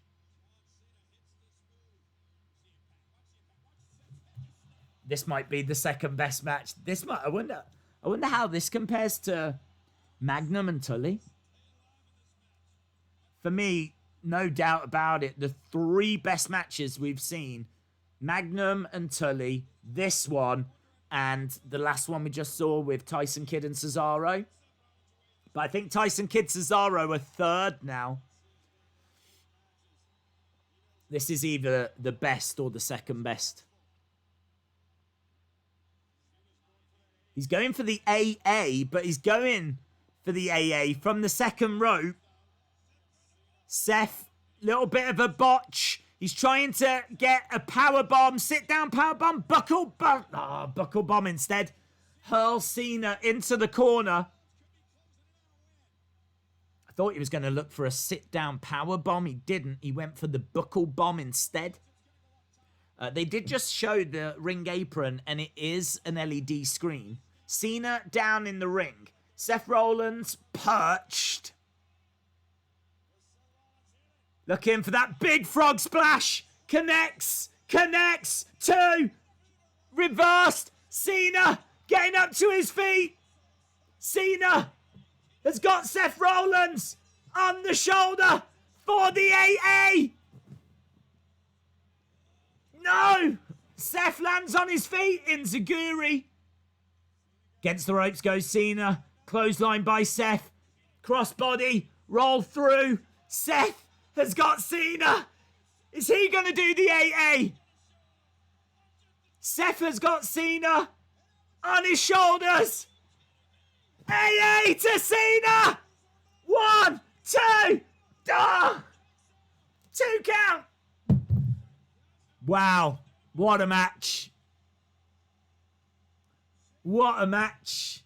I don't even think Dave Meltzer had a choice but to score this thing 4+ stars. So good. So good. Great frog splash by Seth. Really, really good match this. Really enjoying it. You know, I don't even think I've seen it since the match happened, to be honest.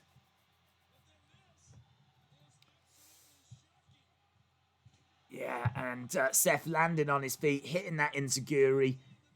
Getting John in his own move in that AA. So, Cena down. Seth on his feet. Seth going over to the corner. He's going, climbing up top. Seth perched. Looking for the moonsault. Twisting moonsault, but no one there. Drop toe takedown. Looking for... There it is. STF. Big match. John might have found a way to have won another one. Rollins on the shoulder of Seth. Kick to the midsection. No, taken down.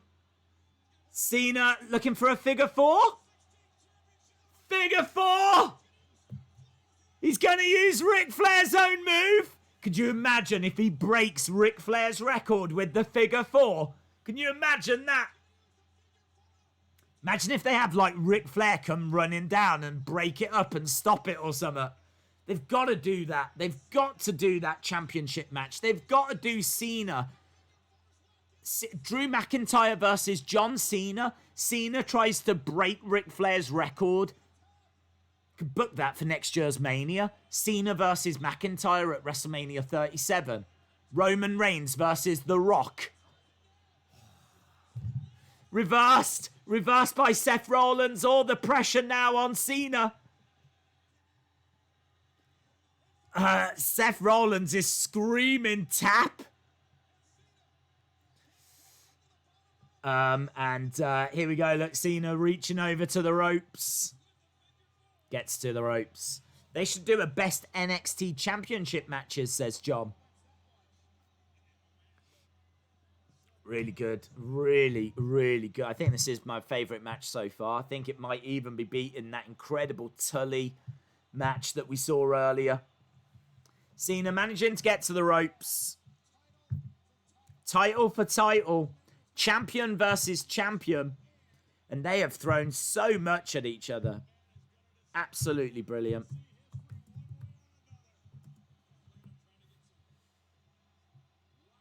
Big strike from Cena. And again, Seth Rollins goes down. Cena climbing up those ropes. So Seth Rollins down. I don't even know how long we've got left here. We've got about 50 odd minutes left of this video. Seth looking for the superplex. Gets it. Looking for the Falcon Arrow. Yes. Gets it. 1, 2. Shoulder up by Cena. People on their feet. Brilliant. Brilliant, brilliant, brilliant action. Superplex into the Falcon's Arrow. He drags Cena into position. Seth Rollins going up. No one there. John Cena has got Seth. Referee gets knocked down. Plants him. 1, 2, 3, 4, 5. Referee down. Referee down. John Cena had the 3 count there. Cena looking around. I want to see Roman Rock. That would be good, man. Seth was the only superstar to hold the world and US at the same time. Well, Cena, look, grabbing Seth. Seth with a knee strike.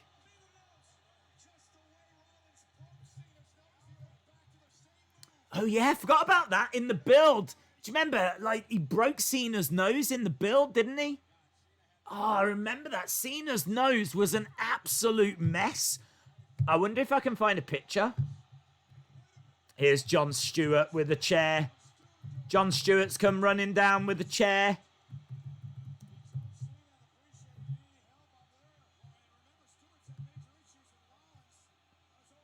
He's got the chair. Jon Stewart teasing that he might go after Cena or he might go after Seth. Jon Stewart in the ring with a chair. Jon Stewart, chair shot to the midsection. Jon Stewart with a chair shot to the midsection. He drops the chair down. Seth Rollins is going to hit the pedigree onto the chair. Hits it. Goes for the pin. The ref finally gets into the ring. 1, 2, 3. The only thing that ruins that match for me is the finish. Jon Stewart getting involved does ruin it for me. I've got the picture of John Cena's nose. If you are squeamish, look away now. I've warned you. I've warned you. If you are squeamish, look away now, okay? In 3, 2, 1. Look at that. Look at... Oh! That's what Seth Rollins did to John Cena in the build to this. Look at that. His nose is completely messed up. That is moody. I'll get rid of it. That is moody. Oh! It's gone, by the way. So, yeah, I was kind of a bit down on Jon Stewart getting involved, if I'm being honest. I didn't really like that. I wasn't really feeling that. I much would have preferred a clean finish. But what a great match. What a great match. And here is Seth in that pedigree, in the replay, just as the ref regains conscience, just happens to be the ref, just comes back around at that moment. And there's Seth holding up those 2 championships. Random question, who is the first wrestler that comes to mind when you think double champion? Seth Rollins, because I'm seeing it right now. There he is, look, double champion. This was probably the wrong moment to ask that question. Here he is with the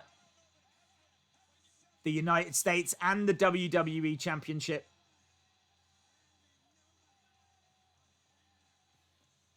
Cena holding his nose. And there he is, look, with both titles. And they would make that statue, wouldn't they? They would make a statue of that pose. And then Sting would destroy it. Right, we're moving on. I don't know what the next match is. Styles Owens next, is it? Is it Styles Owens next? Man, they were great matches. Isn't it Shane? Something in my head says it might be Shane. Madison Square Garden. They did trade those titles back and forth, AJ and Kevin Owens.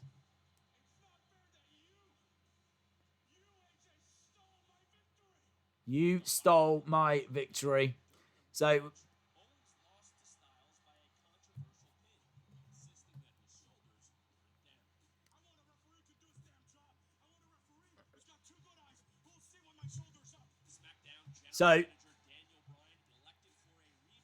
is it Owens AJ with Shane as the ref? Shane.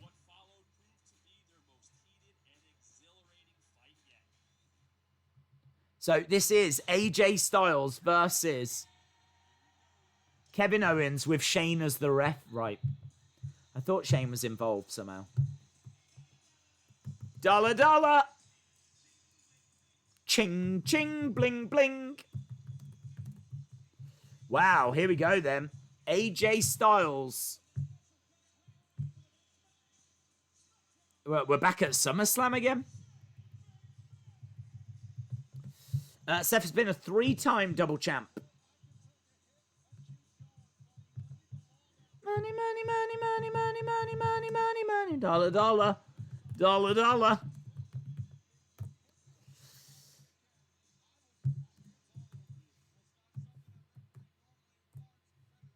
Right, let's have a look. I want to know what Meltzer gave this. This is 2017, is it?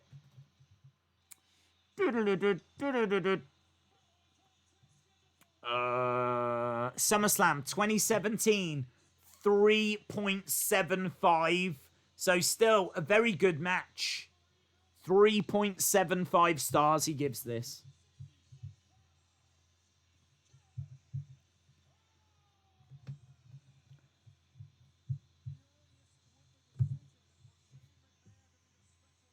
Okay, so Kevin Owens making his way down. I think, is it this, and then after this we've got Andrade? And then I think we might be done. Because we are very quickly running out of time, aren't we? We've got 43 minutes left, that's it. 43 minutes left. Only a McMahon being a ref could warrant a full entrance. Chalmers says, this was a great rivalry. General Snotty Notty says, Kevin was a great heel. Here's AJ.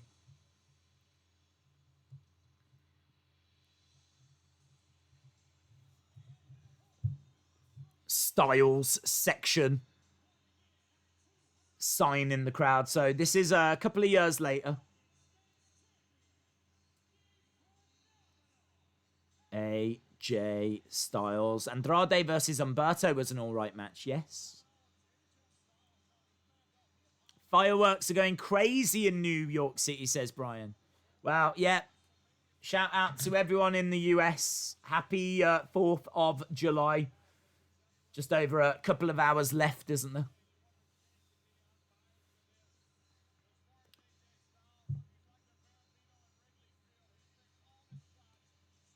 Okay, AJ getting into the ring. AJ in black attire.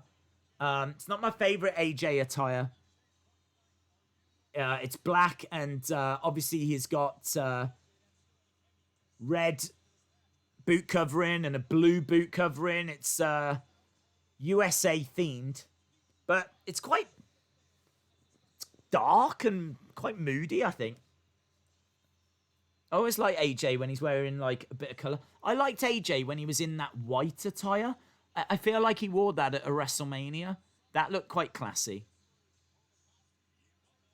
Nice shove to get us underway. I think Shane's trying to separate them because he hasn't even called for the bell yet. Kevin Owens coming straight over. Shane picking up Kevin Owens there. Telling him to get back. Shane saying, let me call for the bell. And there's the bell. Now you can go. The two race forward and they start throwing strikes at each other. And Kevin Owens goes down to the outside. So, SummerSlam 2017. Forearm strikes coming in by Kevin Owens.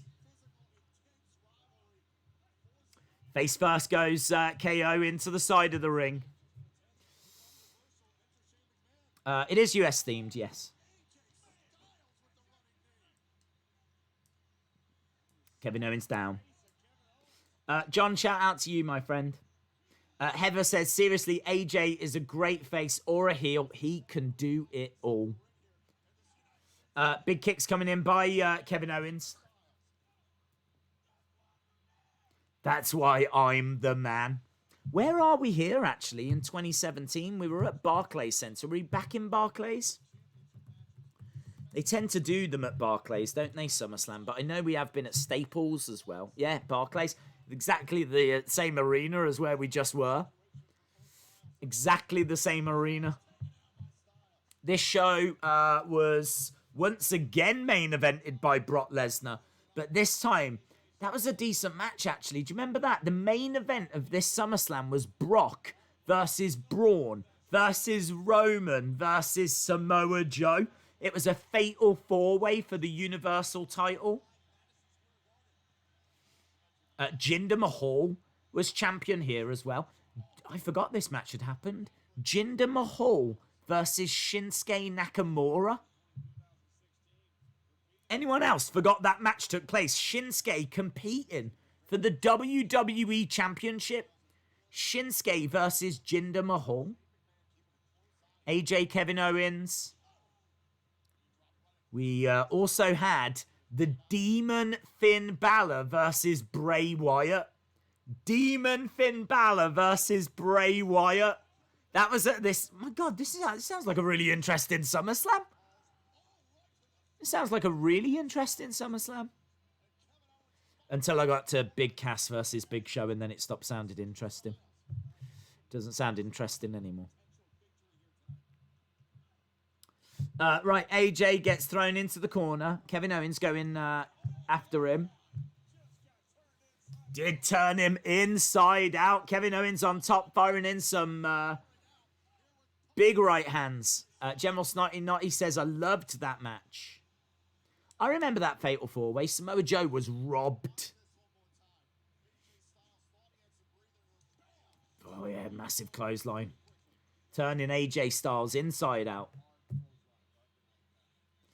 Didn't Braun versus Roman, Brock and Joe happen at Great Balls of Fire? I think that was just Brock versus Joe at Great Balls of Fire. AJ has good attire here, says Monica. Heather says, I didn't like Jinder making fun of Shinsuke. That was a short feud. Watch along Thursday for this SummerSlam. I don't know, dude. I honestly don't know what I'm doing after Monday. Kevin Owens backed into the corner, goes cannonballing into AJ. 1, 2, kick out by AJ. That's bad placement. Kevin Owens says to Shane, that's bad placement. He wanted Shane to be right there to count the pin quicker. Hashtag US title. Clothesline, down goes AJ. Sent on by Kevin Owens.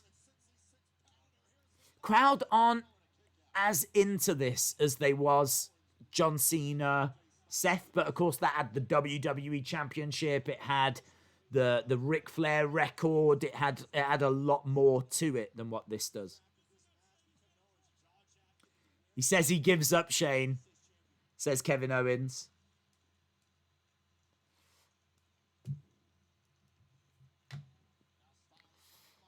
Jinder is a fool. AJ getting up to his feet. Elbows to the midsection. Trying to break the hold here that Kevin's got on. AJ picking up Kevin, but Kevin reversing. 1, 2. Kick out by AJ. Yeah, quite quiet. The crowd are quite subdued here.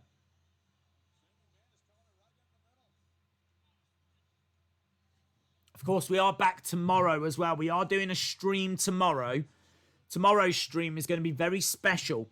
It's King of the Ring 1998 Attitude Era, but it is that show that has Undertaker versus Mankind, Hell in a Cell. It's that show. So, yeah, that match, the one where Mankind's getting thrown off the top of the cell, and so really looking forward to that tomorrow. King of the Ring 98. On the shoulders. Duck underneath by AJ. Oh! Face first goes Kevin Owens. Where is green shirt guy? That's a good question. I haven't seen him. We do have the LED screens at this point on the turnbuckles, by the way. Oh, yeah, I can't see him.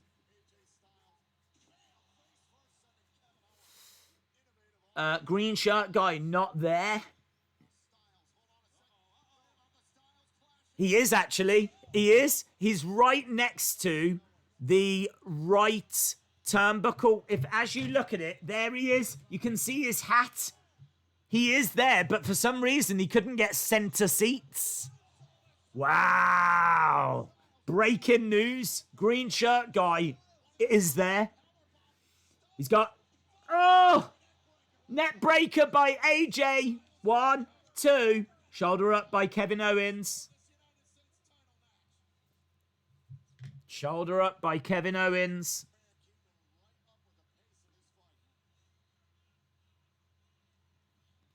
Days, Brock Lesnar versus Seth at SummerSlam was fire. The result was wrong. James says he is there. Chalmers says Mankind getting thrown off has to be second on wrestling's most iconic moments. Here we go. AJ going up top, perched on the top. Kevin Owens pushed Shane. Kevin Owens pushed Shane. Owens has got AJ on his shoulder. He's on the middle turnbuckle. AJ, oh, powerbomb! Wow, that had some snap to it. Powerbomb, that was from like the middle rope. Seeing a replay of Shane going into the ropes. So Shane just checking on Kevin Owens. AJ on the outside is in position for a phenomenal forearm. Oh! 450 splash, but he catches Shane as well. Shane's getting battered in this match. You love to see it. Shane was checking on Owens, but he gets caught here by this Springboard 450. Look at that. Beautiful. Just catching, just clipping Shane as he lands. Green shirt guy is never always in the middle. Slight AJ Styles chant. AJ saying, you got in my way. Against the ropes. Looking for the pop-up power bomb. Gets it. Shane is still... He's sluggishly... 1, 2. Shoulder up. Kevin Owens is not going to be happy. Kevin Owens says, shut up. That was 3. Where were you? Shane says it was 2.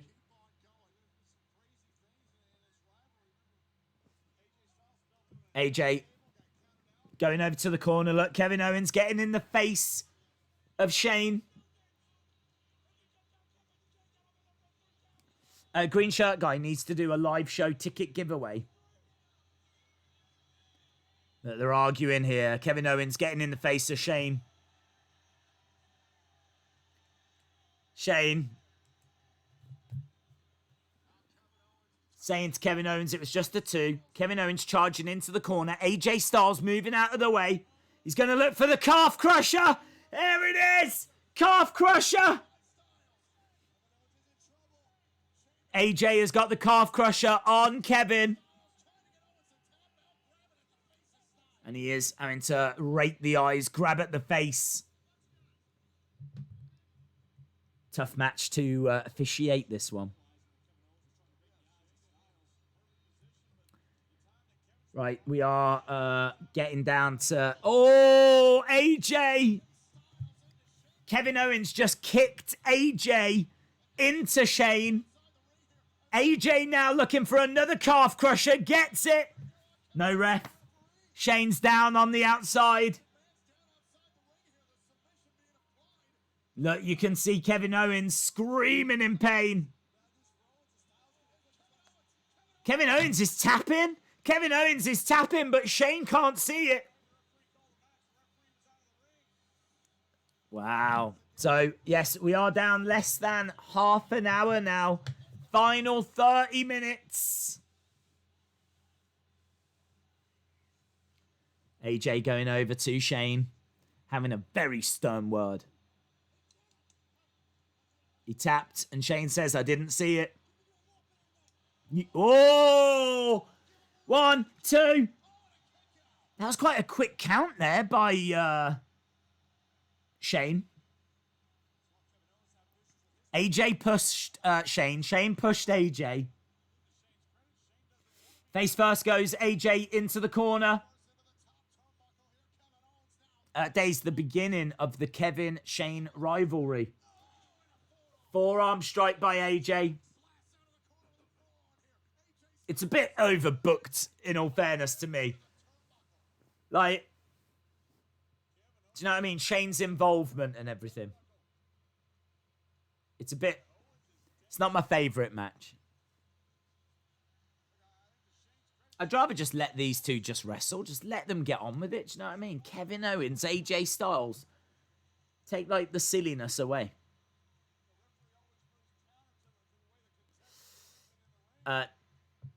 The last is Humberto Andrade, yes. I'm guessing that's the only thing after this. I can't imagine they're going to be able to fit anything else in. They'll probably give us a bit of a story as to how we got from 2017 to 2020.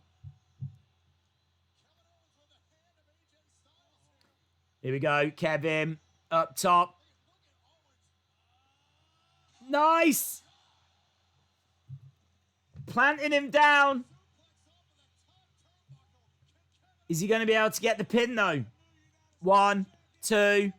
Shoulder up by AJ. Any McMahon involvement means overbooking, says Heather.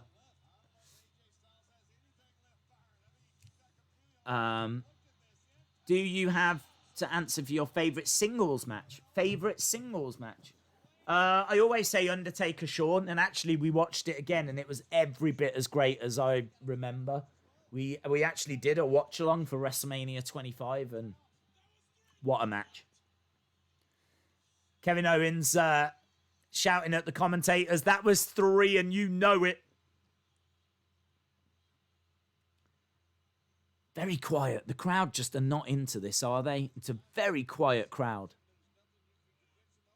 Forearm strike by AJ. Forearm strike back by Kevin. They're trading blows back and forth. We've got to be towards the end of this. That was a big strike by AJ. I hope Bray Wyatt becomes a US champion one day. Lots of quick strikes, back elbow. Went for the Pele kick, but misses it. Nice kick by Kevin. Kevin looking for that pop-up powerbomb again, but AJ holds on to the ropes. Kicks out at Kevin Owens. That was botched, but does get him rolled up into the Styles Clash. Gets it. Styles Clash turns him over. Shoulder up by Kevin. Wow, Styles Clash. It didn't really get all of it, but still looked pretty good. AJ saying, "Is that 3?" And Shane saying, "No, just a 2." It's right on the stomach. It's a Styles Clash right on the stomach. The night before this was Adam Cole's debut. Wow, that's a good point, John. Here we go, phenomenal forearm time. But Kevin moves out the way. Pop-up powerbomb, there it is! Kevin Owens, 1, 2, 3, but the foot's on the rope. Shane says no, he counts the 3. And there we go, look, Kevin Owens is like, "Give me my belt, give me my belt." 2. Foot on the rope. 2. Shane saying it's a 2. He does count 3, though.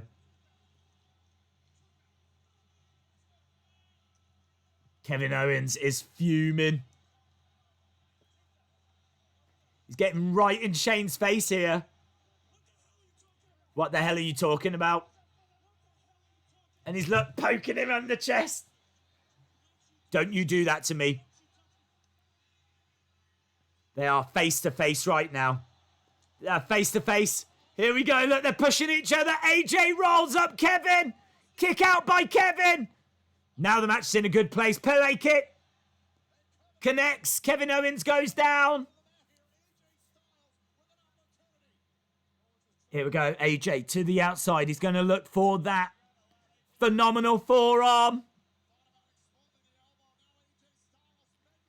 Here it is. Connects. Kevin goes down. And he's going to finish with a Styles Clash. Here it is. He steps through. Hits it. It's got to be it. 1, 2, 3. AJ Styles wins. This year's WrestleMania had a better crowd than this, says Andres. Yeah, they're really quiet, weren't they? This was a bad crowd. This was a bad crowd. Isn't it weird how 2 years earlier, that Seth Cena match, it was electric. Here, they were all just sat on their hands.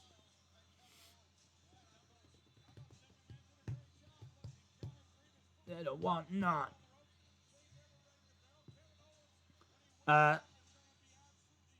UFC. Oh, wow. No dilemma there for me.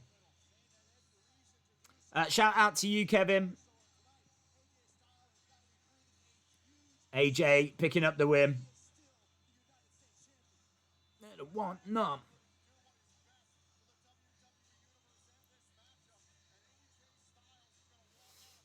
New York always has bad crowds. Final match is not that great. I remember it being all right. I remember it being all right.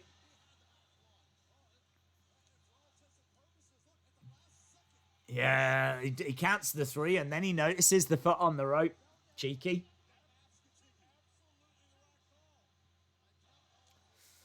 Crowds have been like that for the past year at times, sadly. I wonder if they'll be a bit more electric when crowds are allowed back. You know? I mean, like, they've been away for so long. I wonder if now, when they come back, they're going to be a little bit more fired up. You know, just pleased to be there. I just imagine they will. I just imagine that they're going to be... I reckon those first shows are going to be crazy. WWE would do really well to make sure that their first crowd show is a pay-per-view. Because I think the crowd are going to be off the chart, man. Because they're going to cheer anyone and everyone that comes out, aren't they? They're going to get really into it. You wouldn't want to necessarily waste that on just a Raw or a SmackDown.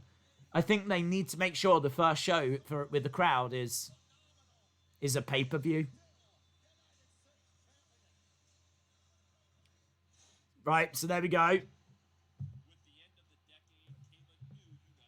With the end of the decade came a new United States champion, Andrade.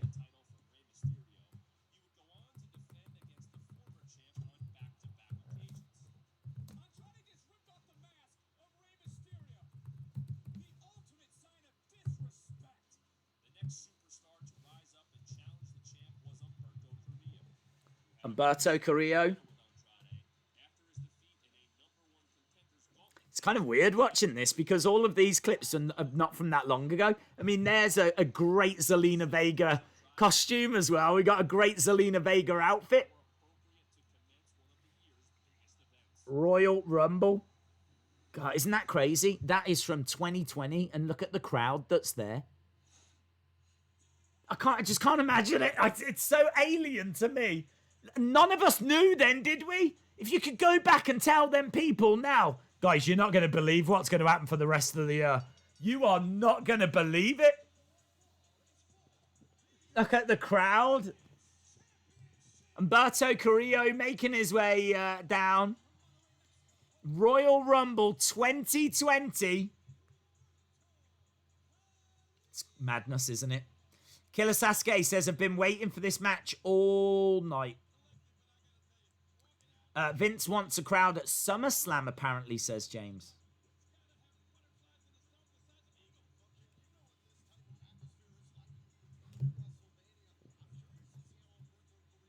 Well, Humberto Carrillo, I really do like Royal Rumbles in baseball stadiums. It gives it such a different feel. I really like it. There's Zelina Vega getting involved in that United States ladder match. Hammerlock DDT off the top of the ladder. Zelina Vega climbing up that ladder, slapping Rey Mysterio. And then exposing the floor. Out of the crowd would jump someone that revealed themselves to be Humberto Carrillo.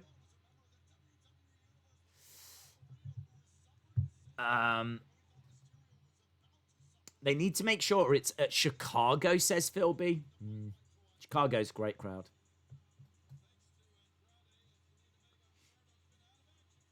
Yeah, it feels different. It feels big as well. And like the different shape and the different entrance. I don't want the same kind of entrances all the time. I'm perfectly fine with that.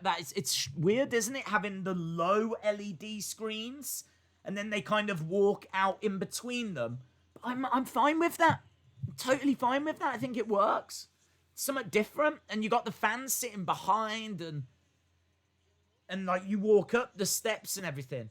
There needs to be more of that. They need to give us more variety, rather than everything just looking the same all the time. Stale. Wrestling has got stale.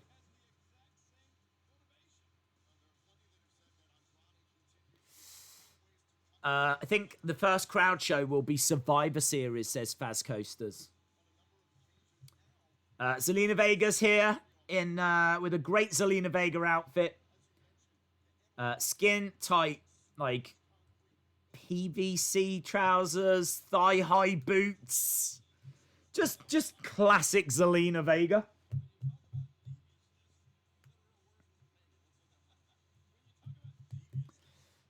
We wouldn't know at this point that, of course, Edge would be coming back. Edge returning in the Rumble on this show. Vega's outfit is pretty cool. It's pretty conservative for her. It's pretty subdued. It's the kind of thing that she would throw on to go to the shops in. Great shot of the crowd. I can't remember where this was, you know. Let's have a look. Royal Rumble 2020. Where did you come from? Texas. Minute Maid Park in Texas.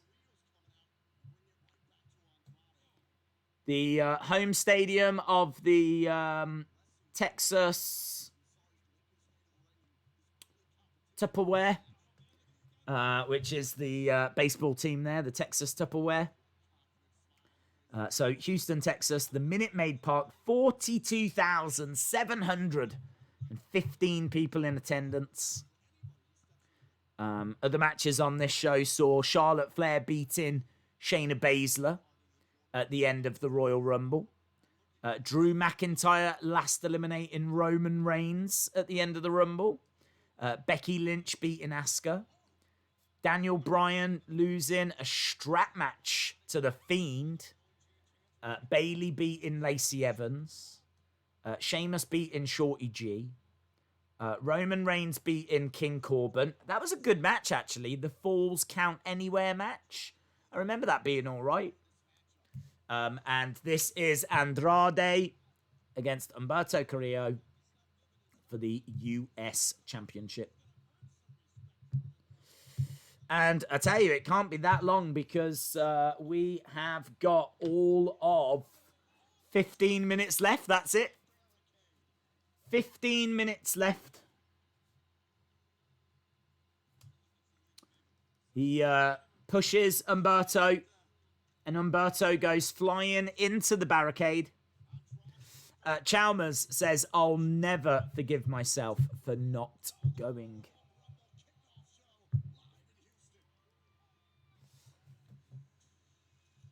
Oh, hello. Oh, no, they can't show us the match. We've got picture-in-picture. Oh, that's a shame. We've got picture-in-picture. It's an advert for the Rumble because this was on the kickoff show. So we're having to watch it on a little screen and then watch an advert for the Rumble. Bray Wyatt and Daniel Bryan. Strap match. That's a shame. I thought for this they would have found a way of just giving us the proper match, you know?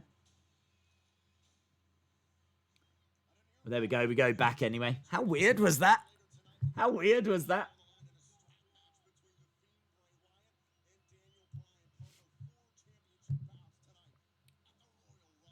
Royal Rumble 2020 was decent. What did Meltzer rate it? Yeah, we'll have a look at that, John. It's a good shout.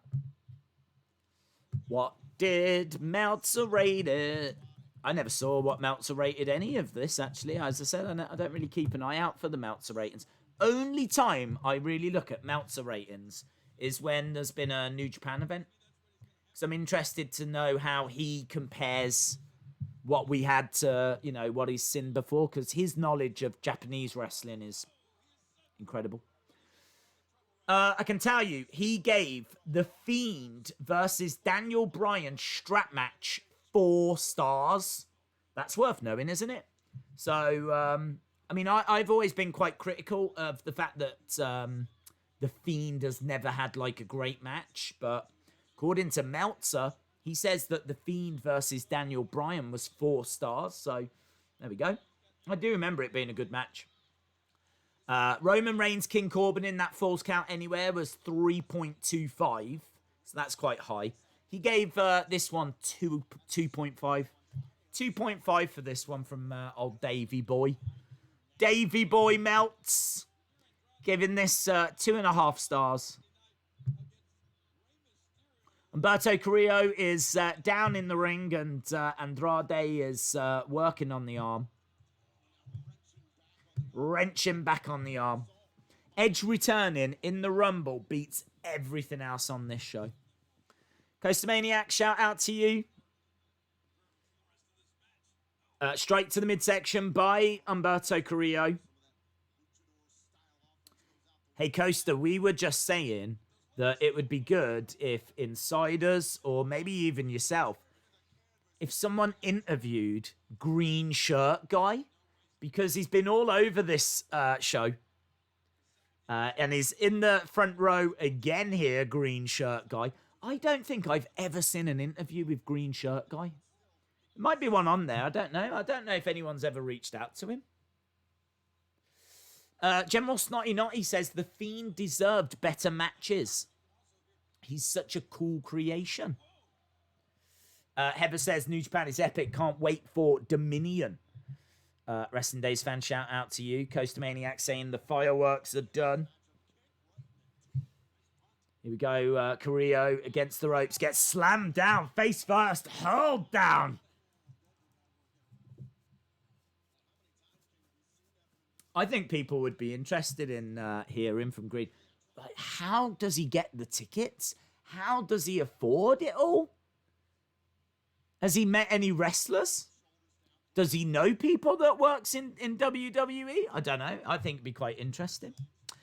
Jerry Smith, no worries, my friend. I knew that this... I mean, UFC have avoided this weekend because everyone's obviously celebrating. So I wasn't sure how many people would join us for this, but... thank you to everyone that has. It's been a very fun, it's been a very different stream, as we said. You know, we've been to NWA, we've been to WCW, we've watched some NXT matches at Full Sail and big pay-per-view matches. And here we are now at 2020. So we've been all over the place. So it's been quite fun. Coastamaniac says, is there even more than one shirt? Good question.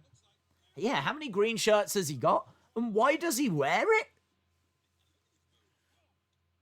Nice. Inzaguri down goes. What's weird is there will be a watch-along of me watching this match anyway. Because I'm watching this for the second time. I think that I'm right in saying this will be the only match. No, probably not. I was going to say this might be the only match. It might be actually the only match where I've already done a watch-along for it. Kicks coming in. We're down to the final 10 minutes now. Final 10 minutes. 10 minutes. Austin 316, shout out to you. Andrade in the corner. Humberto Carrillo charging over. Nice kick coming in. Forearm strike by Humberto. Against the ropes. Slides under. Nice. Springboard moonsault to the outside. Zelina Vega is stunned. She is stunned.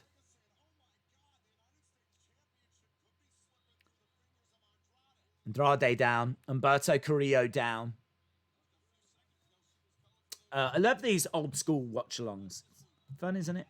General Snotty Notty says, I think he wears it to stand out. Oh, yeah, he definitely wears it for that. But why doesn't he ever change it? Like, why is it always that colour? I mean, he would stand out if he had a fluorescent yellow shirt on or a fluorescent blue shirt on, you know?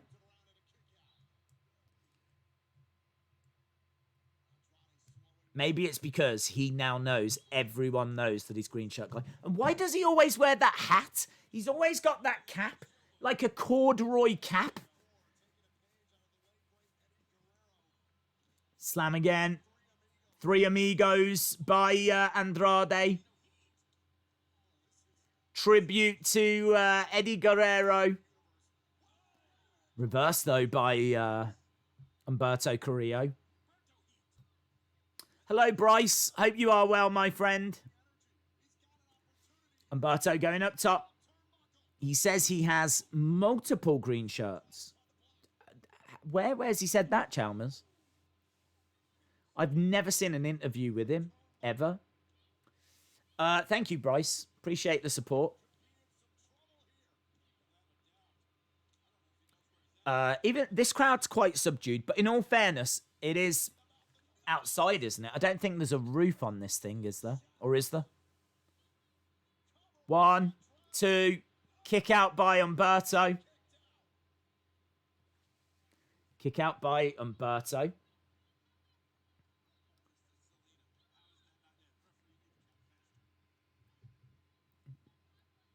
Zelina shouting in some words of encouragement, some words of advice. Days, we always give green shirt guy credit, but what about the guy beside him? What with the long hair and his mom?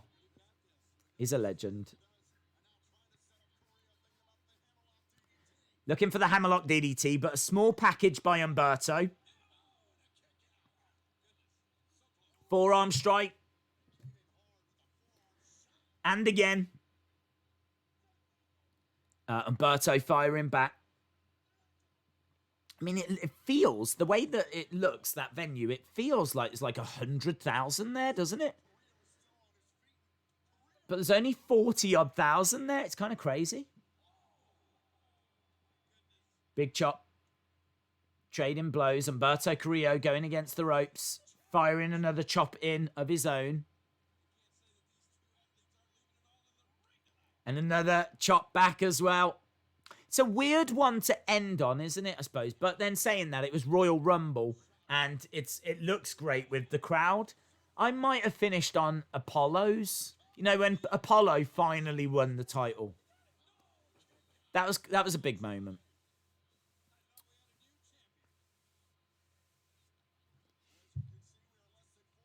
They're just counting down till the Rumble begins. And unfortunately, we're not going to be here in 41 minutes' time. There's a great shot of the crowd again.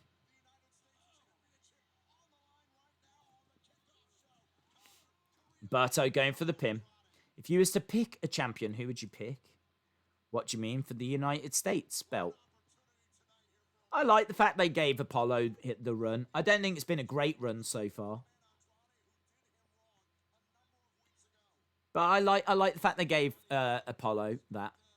I gotta be honest, I mean, I'm not a massive fan of the US title.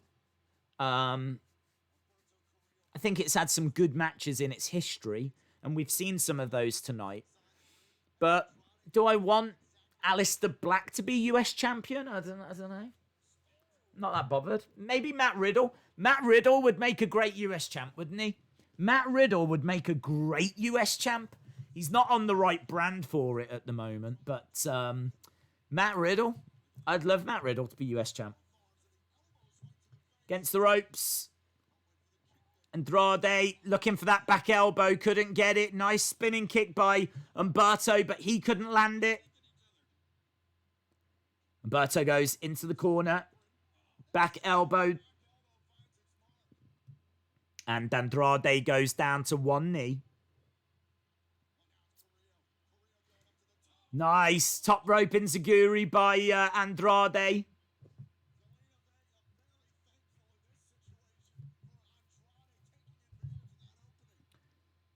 Andrade on that middle rope. He's got... I can't remember what he hits here. I feel like this is going to be a big spot, though. I feel like whatever's about to come is going to be quite impressive. Big chop. We've got Carrillo on the ropes. Spanish fly? Spanish... What are they going for? I can't remember. Oh, head scissor takedown. Head scissor takedown by Umberto Carrillo. Goes for the pin. 2. Shoulder up. Shoulder up by Andrade.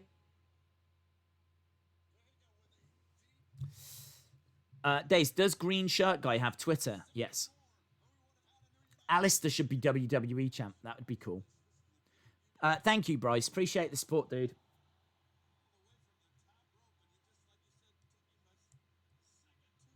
What do you think was the best match that we saw? Let's throw that out there as we're approaching the final few minutes. What was the best match that we saw? I'm going to say the best match we saw, it was either Tully and Magnum or Seth, Cena. that was what either of those was the best match. But I don't know which one. They were very different, weren't they? Both had a red hot crowd.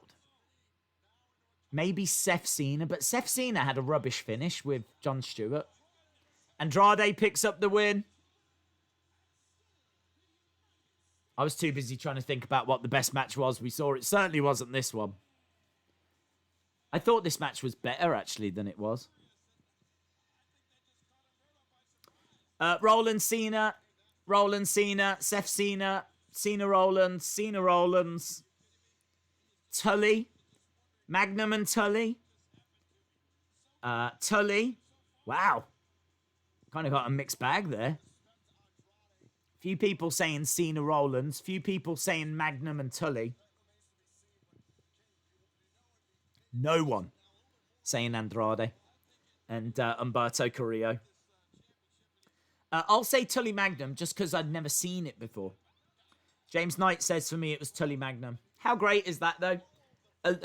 I would say the majority of people that we've heard from are saying that the first match we saw from 1985 was the best match we saw.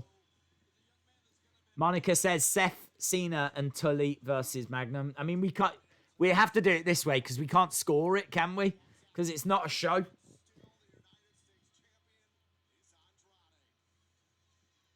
There we go, Andrade retaining.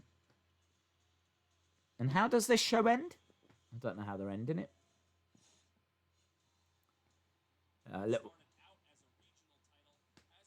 What started out as a regional title has become an international championship.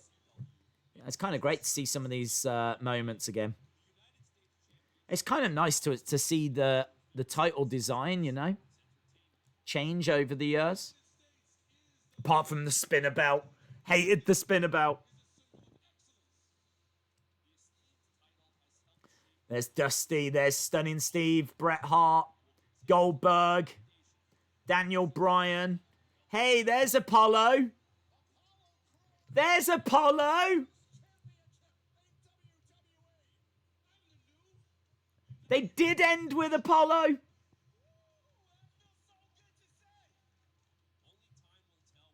Kevin Owens and Andrade. Dusty Rhodes, baby. Very good. Do you know what? Very interesting, actually. I really like how they linked the matches together. It wasn't just, here's this match, now we're going to the next match. They gave you a bit of backstory on the matches. They tried to connect them, and I think they did a very good job with that. Apollo, yeah, Apollo. Apollo. Doesn't it just make the most sense in the world for the current champ to be called Apollo? Like, that was just absolutely meant to be, wasn't it? Absolutely meant to be. It could only be better if they had if Mr. Kennedy was still there. Kennedy being the US champ makes the most sense out of anything I've ever heard of, ever. Kennedy being the US champion. And with that, my friends, we are done. No need to fire in your scores on this one because it was just a collection. But I really do appreciate everyone joining us.